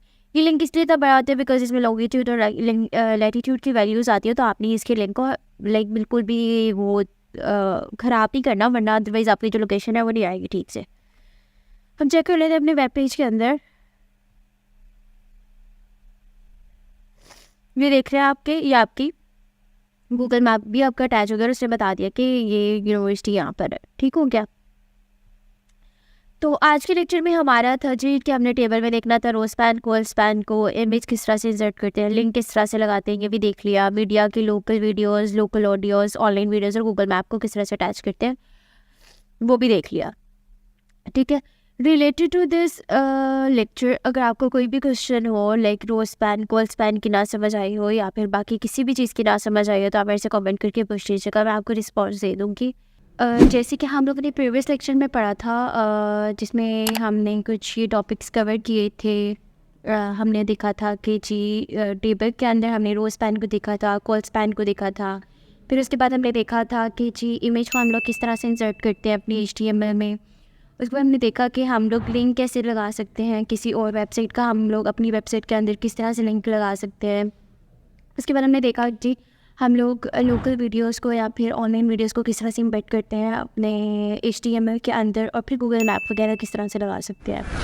सो इन दिस लेक्चर हम लोग जो कवर करेंगे वो ये टॉपिक्स होंगे जिसमें हम लोग प्रॉपर एक फॉर्म बनाना सीखेंगे बाय यूजिंग दीज टाइप्स, जिसमें हम लोग इन टाइप्स का यूज़ करेंगे, जिसमें टेक्स्ट है, रेडियो है, ईमेल है, पासवर्ड है, numbers, check box, date, submit और फाइल वगैरह, मतलब ये सारे टाइप्स पढ़ेंगे। ऑन द अदर हैंड जो इस फॉर्म के अंदर हमारे टैग्स यूज़ होते हैं, जैसे कि फॉर्म का टैग होगा, इनपुट का, लेबल का, जैसे सेलेक्ट ऑप्शन और टेक्स्ट एरिया, तो हम लोग इन टैग्स को भी डिस्कस करेंगे। बिकॉज हम लोग जब भी एक फॉर्म बनाते हैं तो इन टैग्स के साथ हम लोग अपना जो फॉर्म है वो रेडी करते हैं बाय यूजिंग दीज टाइप्स, ठीक है, जिसमें हमारी जो वेरियस टाइप्स है टेक्स्ट, रेडियो, चेक बॉक्स वगैरह जो है वो हम लोग बनाएंगे। अब इन फॉर्म को स्टार्ट करते हैं प्रैक्टिकली। तो उसके लिए वही हम लोगों को जो फोल्डर था वो मैंने ऑलरेडी जो है ओपन किया हुआ था वीडियो स्टूडियो के ऊपर। अब फोल्डर के अंदर जब भी अपनी न्यू फाइल बनानी है तो आपके फोल्डर के साथ ही एक है जिसके प्लस का आइकन लिखा हुआ है, ठीक है, यहाँ पे लिखा होगा न्यू फाइल। अपनी न्यू फाइल पे क्लिक करना है और आप यहाँ पे लिख दो for lecture.html। मैंने जैसे इसको क्लिक किया मेरी फोर्थ फाइल बन गई। मैं इनको प्रीवियस फाइल को जो है वो ख़त्म कर रही हूँ। अब HTML का स्ट्रक्चर लाने के लिए आप क्या करते हैं, आप HTML और HTML5 लिखेंगे तो आपके पास HTML का टोटल स्ट्रक्चर जो है वो आ जाएगा। यहाँ पे सबसे पहली बात हम लोग यूज़ करेंगे कमेंट टैग। कमेंट टैग के अंदर आप क्या चीज़ बना रहे हो वो आपने लिखनी है। याद रखिएगा जो कमेंट टैग के अंदर हम कुछ भी लिखते हैं वो हमारे वेब पेज के अंदर शो नहीं होता है। उसके बाद हम यहाँ पे यूज़ करेंगे फर्स्टली फॉर्म टैग। फॉर्म बनाने के लिए आप यूज़ करोगे फॉर्म का टैग, ठीक है। अभी तक हम एक्शन में कोई भी चीज़ यूज़ नहीं करेंगे, ठीक है। फॉर्म का टैग यूज़ किया, उसके बाद हमने यूज़ किया लेबल का टैग। लेबल हम इसलिए यूज़ करते हैं, फॉर एग्जांपल अगर मैं ये बात करूँ कि पूरी दुनिया में अभी तक का सबसे ऑथेंटिक वे क्या है किसी भी यूज़र से उसका डाटा लेने का, तो हम क्या करते हैं, एक फॉर्म बना लेते हैं और उसको कहते हैं कि इस फॉर्म को फिल कर दो ताकि उसका डाटा हमारे पास आ जाए। तो हम लोग फॉर्म बनाते ही इसलिए ताकि हम यूज़र के डाटा को अपने पास रख सकें। अच्छा, अब यहाँ पे लेबल का क्या काम है? लेबल का काम बेसिकली ये है कि जब भी आपने किसी यूज़र से कोई एंटिटी या कोई चीज़ फिल करवा रही है तो आप उसे बेसिकली बताते हो कि यहाँ पे आपने अपना फर्स्ट नेम लिखना है, यहाँ पे आपने अपना लास्ट नेम लिखना है। तो वो चीज़ें बेसिकली आप लेबल करते हो कि यहाँ पे आप अपने ये चीज़ पुट करते हो। तो लेबल का भी वही काम है। फॉर एग्जांपल कि मुझे ये किस लिए चाहिए, मुझे ये चाहिए जी, मैंने यूज़र का फ़र्स्ट नेम लिखवाना है तो मैंने यहाँ पर लिख दिया फ़र्स्ट नेम। कि यूज़र जो है वो अपना फ़र्स्ट नेम लिखे। फोर को अगर आप खाली भी रख दी, इसकी कोई भी नहीं है, लाइक आप इसको एम्प्टी भी रख सकते हैं। अगर आपने एम्प्टी नहीं रखना तो आप यहाँ पे लिख सकते हो कि ये क्या है, फर्स्ट नेम के लिए आप बना रहे हो। उसके बाद ये आ गया। मैं इसका अगर आपको प्रीव्यू चेक करवाऊँ, हम लोग जाते हैं इसमें और गो लाइव करते हैं तो आपके पास ये जो है फर्स्ट नेम अभी जो है वो सिंपल लिखा आ गया टेक्स्ट में, ठीक है। मैं इसको थोड़ा क्लोज कर रही थी ताकि क्लियर नजर आ जाए। अच्छा, यहाँ पे फर्स्ट नेम लिखा आ गया। उसके बाद अब यहाँ पे यूज़र ने डाटा कैसे एंटर करना है। जब भी यूज़र डाटा एंटर करता है तो उसके लिए हम यूज़ करते हैं इनपुट टैग। आप इनपुट को प्रेस करें, ये आपके पास टैग आ गया। अब यहाँ पे जो टाइप है वो टेक्स्ट ही रहेगी, बिकॉज यूज़र जब भी अपना डाटा एंटर करता है बाय यूजिंग टेक्स्ट करता है, ठीक है। उसकी टाइप जो है वो टेक्स्ट ही रहेगी। यहाँ पे आप टेक्स्ट रखिए ना इस जगह। हम इसका प्रीव्यू अगर चेक करें तो आपके पास इस तरह से नज़र आएगा, जहाँ पे यूज़र जो है वो अपना जो है वो डाटा ईजीली एंटर कर सकता है। क्लियर? अच्छा, उसके बाद जब हमने सेकंड यूज़ करना है तो हम लोग क्या करते हैं, हमने लगाया जी दोबारा से लेबल और यहाँ पे मैंने यूज़र को बोल दिया कि वो क्या करे, अपना ईमेल एंटर करे। मैंने यहाँ पे लिख दिया एंटर ईमेल। तो यहाँ पर जैसे ही एंटर ईमेल लिखा और यहाँ पे आए मैंने लिख दिया जी इनपुट। जाहिर सी बात है, यूज़र से उसका ईमेल भी तो लिखवाना है हमने, तो हम इनपुट में जाएंगे। और इनपुट अगर मैं यहाँ पे टेक्स्ट ही रहने देती हूँ, ठीक है, मैं ईमेल नहीं लिखती हूँ, तो क्या होता है, मैंने जैसे ये लिखा, मैं आपको इसका प्रीव्यू चेक करवाऊँ तो ये आपको कुछ इस तरह से नज़र आएगा।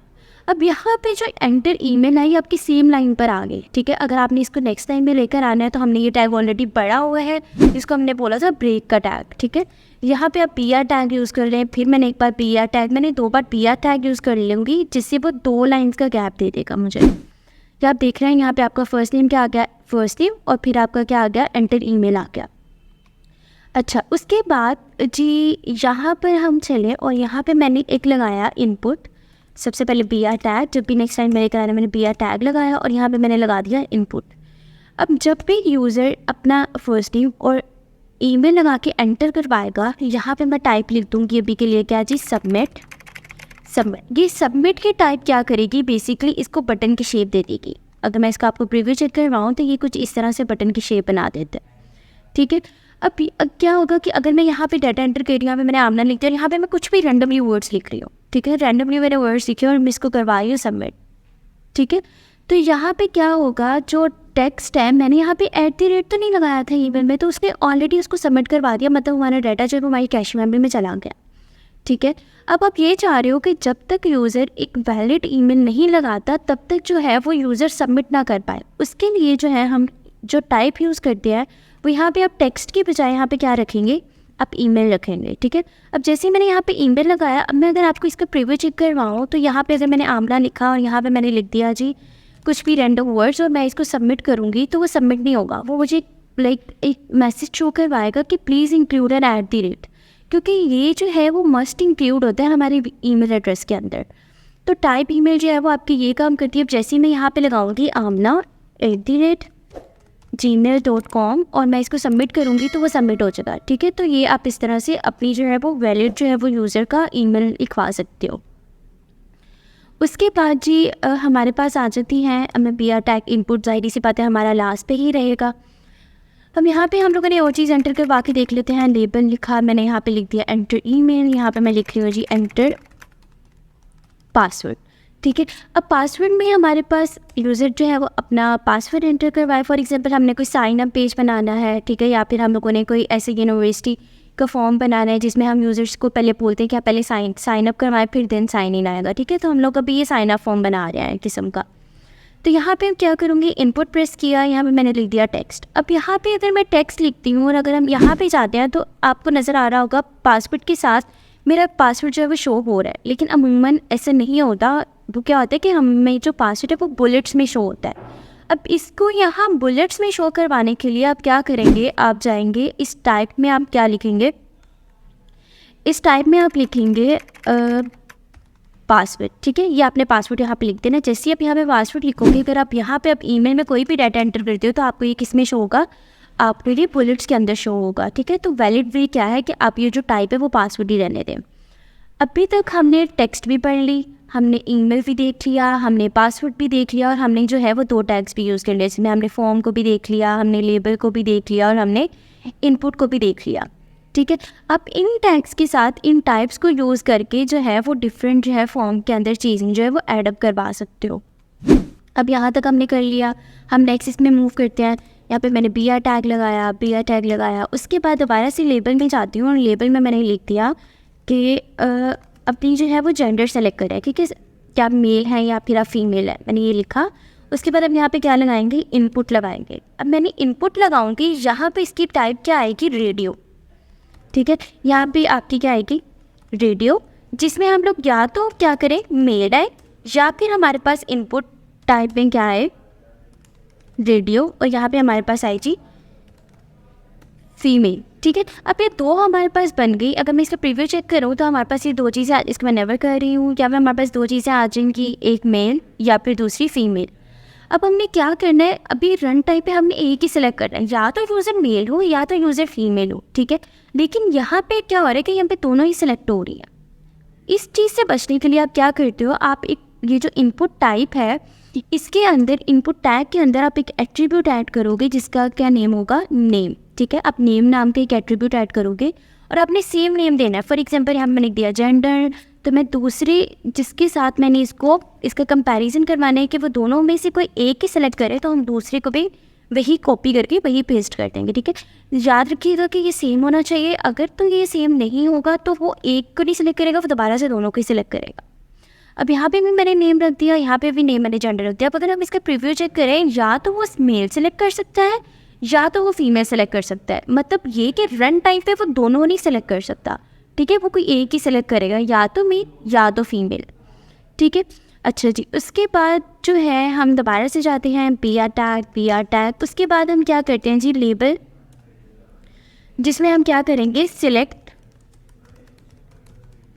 लैंग्वेजेस। ठीक है, आप लैंग्वेजेस सेलेक्ट कर रहे हैं, यहाँ पे मैं गई और यहाँ पे मैंने क्या लिख दिया जी, इनपुट।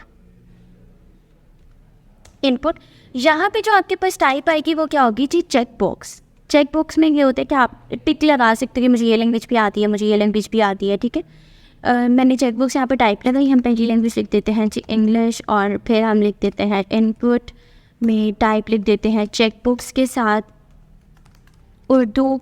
फिर हम लोग एक और यहाँ पर इनपुट लेते हैं और इनपुट के साथ टाइप हमारी क्या रहेगी, चेक बॉक्स ही रहेगी, और यहाँ पे मैं क्या लिख रही हूँ, स्पेनिश। ठीक है, ये 3 मैंने लिख दी लैंग्वेजेस, और यहाँ पे मैं लास्ट पे भी क्या लगा रही हूँ, BR का टैग, ताकि वो जो सबमिट का बटन है वो भी नेक्स्ट लाइन में आ जाए।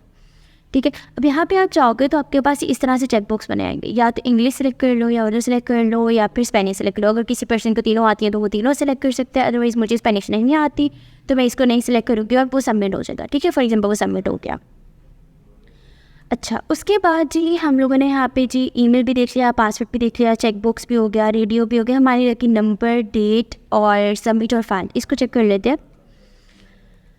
अब आप यहाँ पे जाए और यहाँ पे हमारे पास आता है जी एक टैग लेबल का कि आप अपनी कंट्री सेलेक्ट करें। ठीक है, यहाँ पे मैंने लिखा सिलेक्ट कंट्री। अब कंट्री सेलेक्ट करने के लिए हमारे पास ऑप्शंस आते हैं, ठीक है। मतलब या तो आप लाहौर रह रहे हैं, आप पाकिस्तान रह रहे हैं, या आप इंग्लैंड के हैं, आप अमेरिका के हैं, तो आप अब कंट्री सेलेक्ट की रहे हैं, ठीक है। तो वो हमारे पास ऑप्शंस आएंगे। तो यहाँ पे मैं कौन सा टैग लगाऊंगी, सेलेक्ट का, ठीक है। अब यहाँ पे नेम में मैं क्या दे सकती हूँ, बेसिकली मुझे कंट्री सेलेक्ट करवाना है, तो यहाँ पे मैंने नेम कंट्री दे दिया, और आईडी में मैंने क्या लिख दिया जी कंट्री। अगर आप इसको ना भी फिल करें तो कोई ऐसा इशू नहीं है, ठीक है। अब इस सेलेक्ट के अंदर आप क्या करेंगे, आप लिखेंगे कंट्रीज़, जिसमें आप टैग यूज़ करोगे किसका, ऑप्शन का, बिकॉज मुझे वेरियस ऑप्शंस रखनी है। यहाँ पे मैंने लिख दिया जैसे कि पाकिस्तान, ठीक है।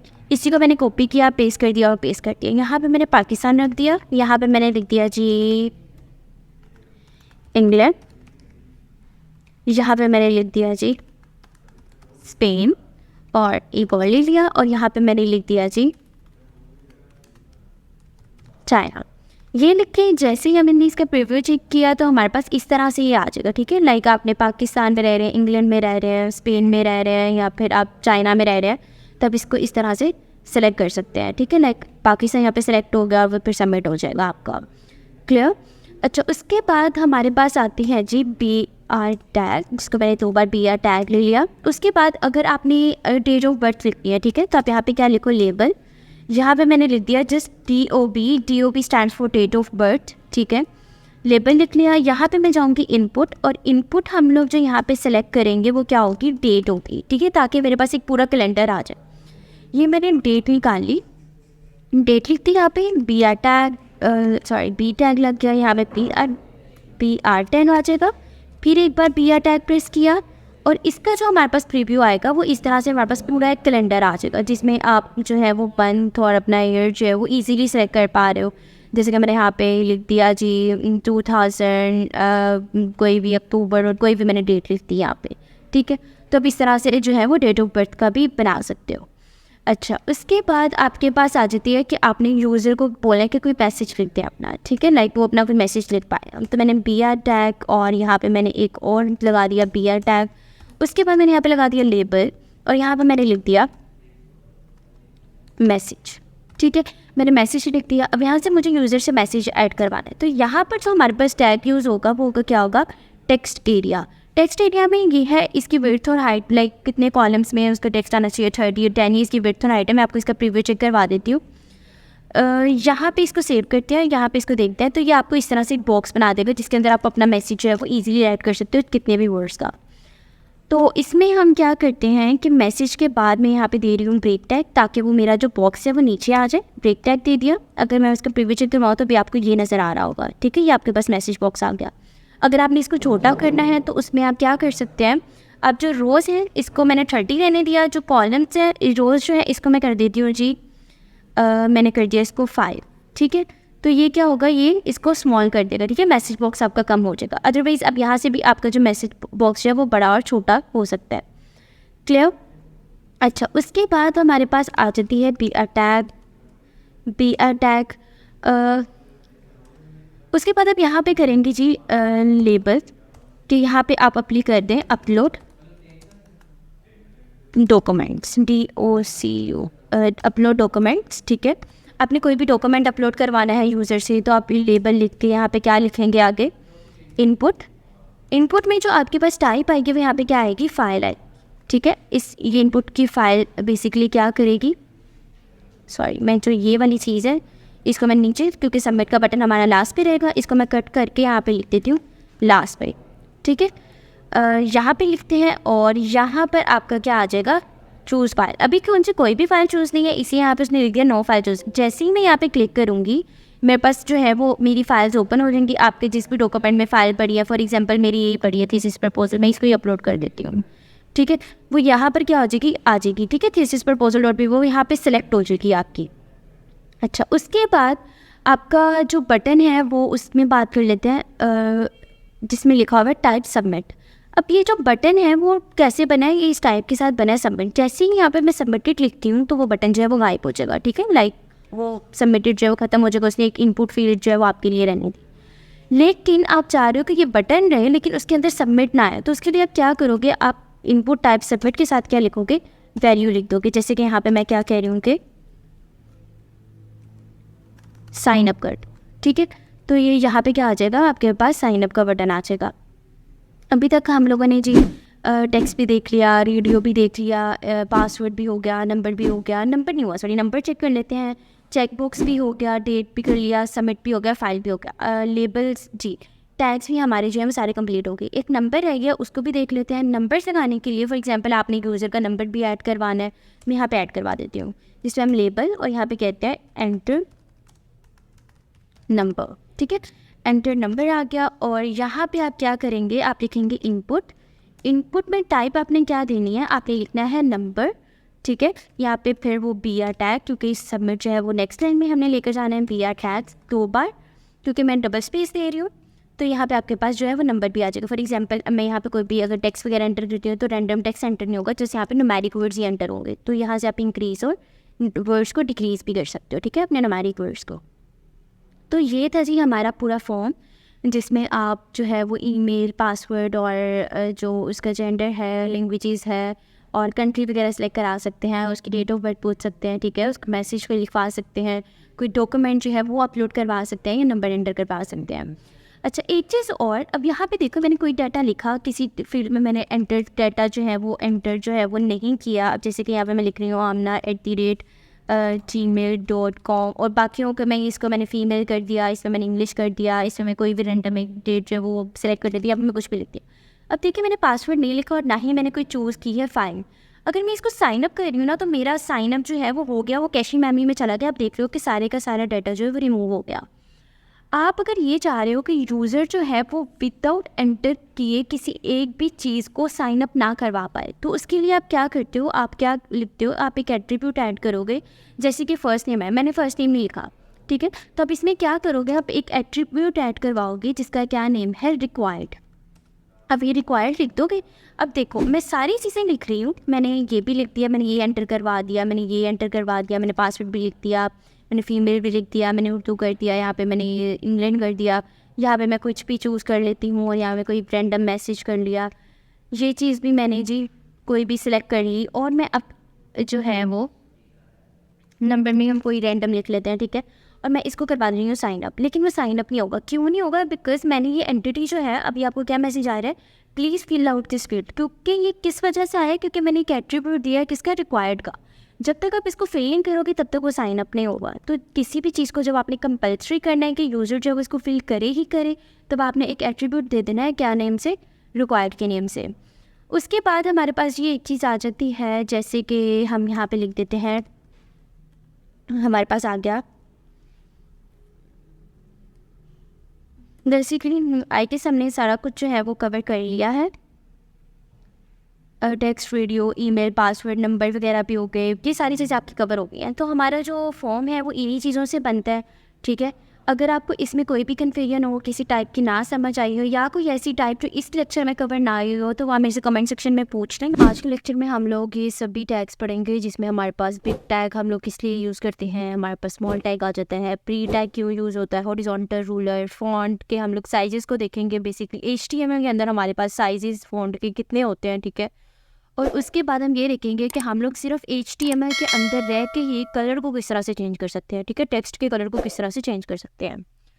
हमने जो प्रीवियस लेक्चर में पढ़ा था उसमें हम लोगों ने फॉर्म्स को डिस्कस किया था, उसकी वीडियो जो है वो ऑलरेडी जो है वो अपलोडेड है, ठीक है, जिसमें हम लोगों ने फ़ोन के कुछ टैग्स पढ़े थे और उन टैग्स के साथ हमने कुछ टाइप्स को डिस्कस किया था, टेक्स्ट, रेडियो, ईमेल, इस तरह के सभी टाइप्स को हम लोगों ने जो है वो डिस्कस किया था।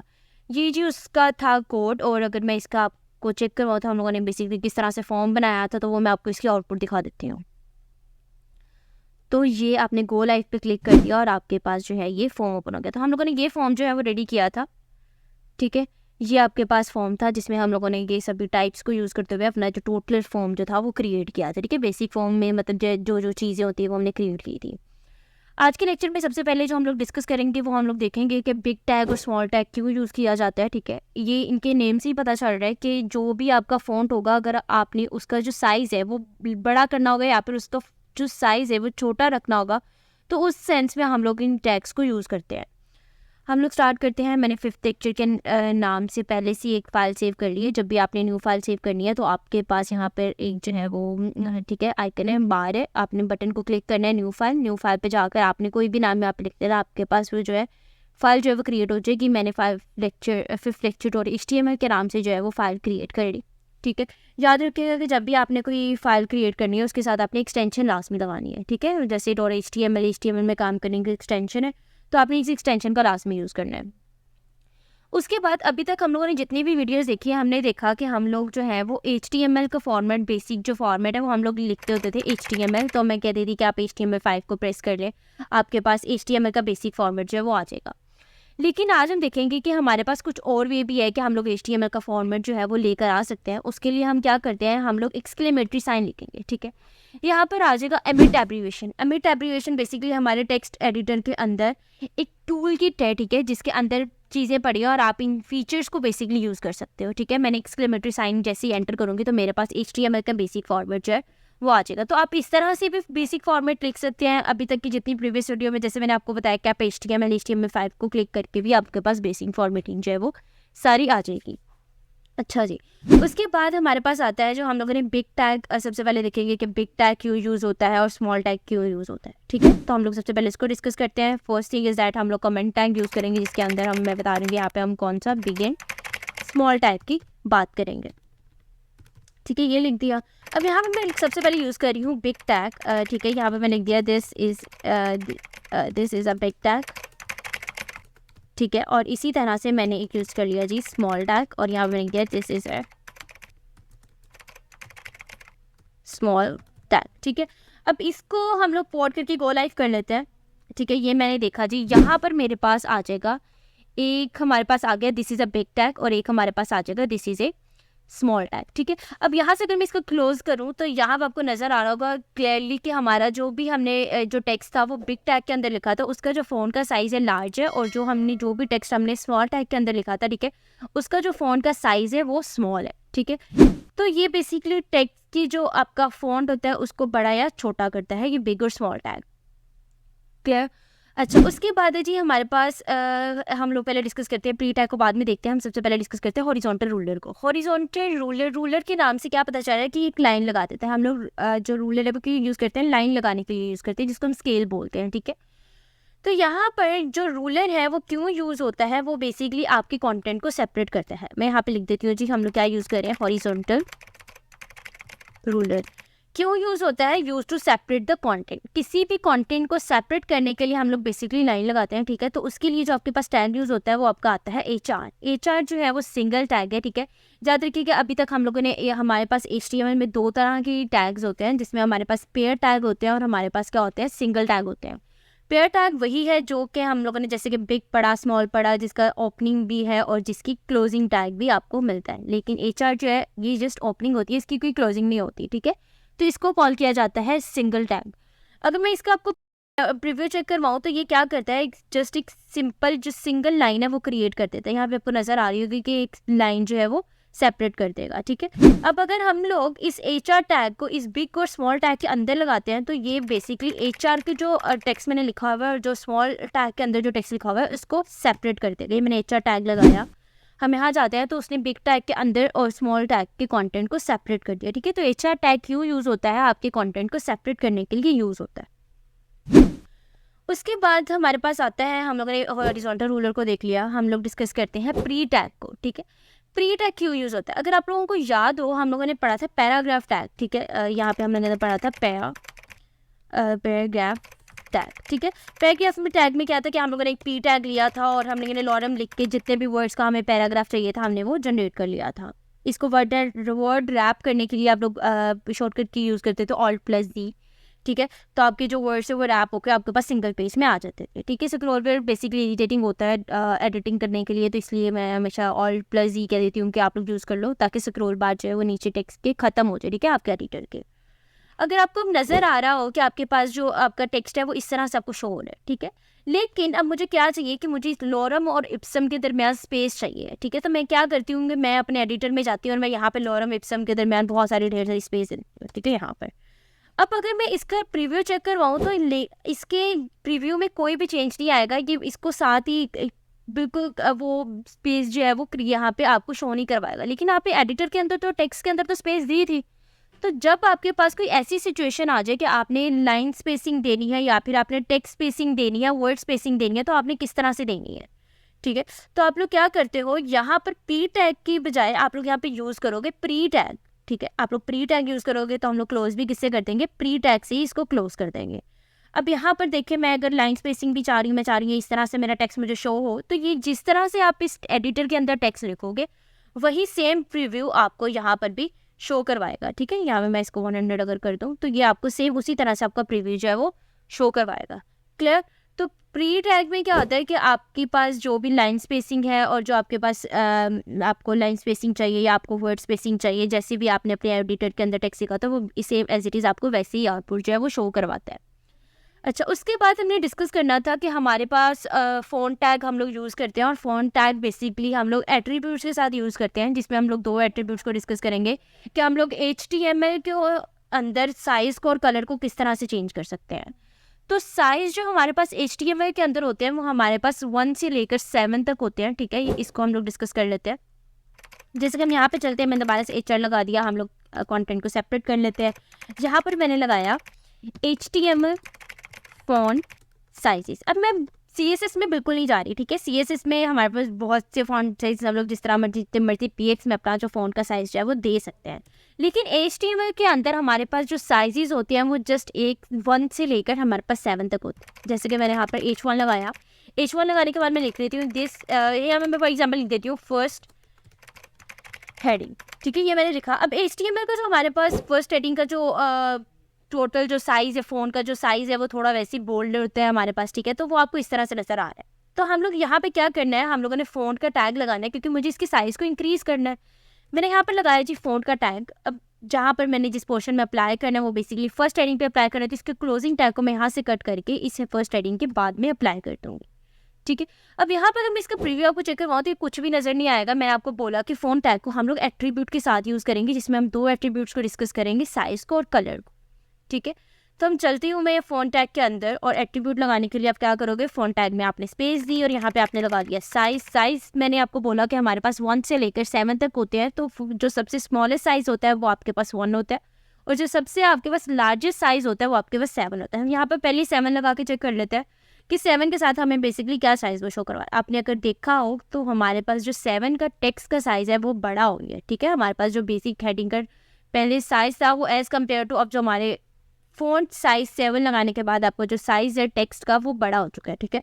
अब इसी तरह अगर मैं 7 की बजाय यहाँ पे लगा रही हूँ 4, ठीक है, तो आप देख रहे हो कि आपकी फर्स्ट हेडिंग का जो साइज़ है वो कम हो गया, ठीक है। नो मैटर कि आप लोगों ने कौन सी हेडिंग लगाई है, आपने H1 लगाया है, आपने H2 लगाया, अगर मैं इसको 1 भी कर देती हूँ ना तो उसके साइज़ को वो छोटा कर देगा, ये आपको नज़र आ रहा होगा, ठीक है। ये ऑलमोस्ट मेरे ख्याल से H6 की हेडिंग तक का साइज़ है बोल्ड ही, ठीक है, लेकिन इसका साइज़ जो है वो स्मॉल हो चुका है।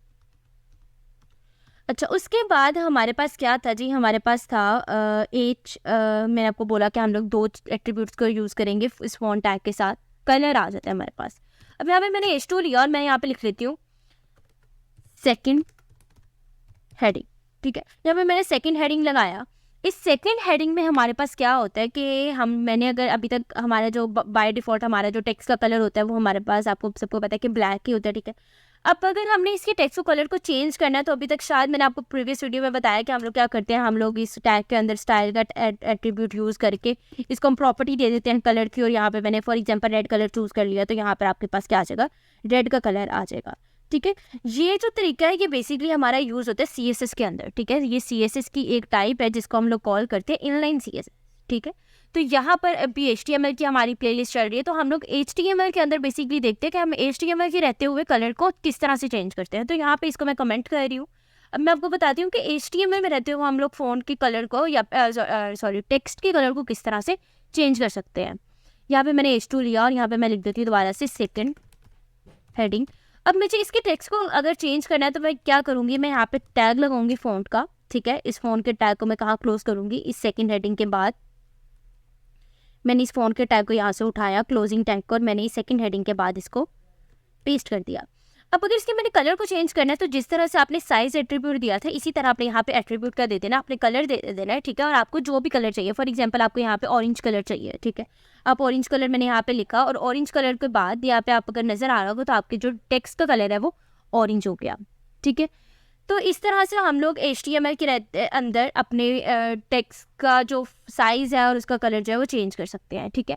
तो अभी जितना भी हम लोगों ने लेक्चर देखा उसके अंदर हम लोगों ने इन टैग्स को पढ़ा, उसके अंदर हमने इन टैग्स को पढ़ा जिसमें हमने देखा बिग टैग क्या होता है, स्मॉल क्या होता है, इन सभी टैग्स को हमने जो है वो 1 बाय 1 डिस्कस कर लिया। अभी तक जितनी भी मैंने वीडियोस बनाई उसके अंदर हमारे पास जितने भी HTML के पॉसिबल टैग्स को मैं कर सकती थी मैंने किया, ठीक है। जितने भी हमारे पास HTML के बेसिक टैग्स थे हमने उन सबको कवर ऑलमोस्ट कर लिया है, ठीक है। अब HTML के टैग्स जो है वो हमारे पास इतने ज़्यादा हैं जिसमें इसमें हमारे पास टाइप्स आ जाती हैं, जिसमें हमारे पास सिमेंटिक टैग्स होते हैं, नॉन सिमेंटिक टैग्स होते हैं। तो अभी तक हमने ऑलमोस्ट जितने भी टैग्स पढ़े वो हमारे नॉन सिमेंटिक टैग्स थे, ठीक है।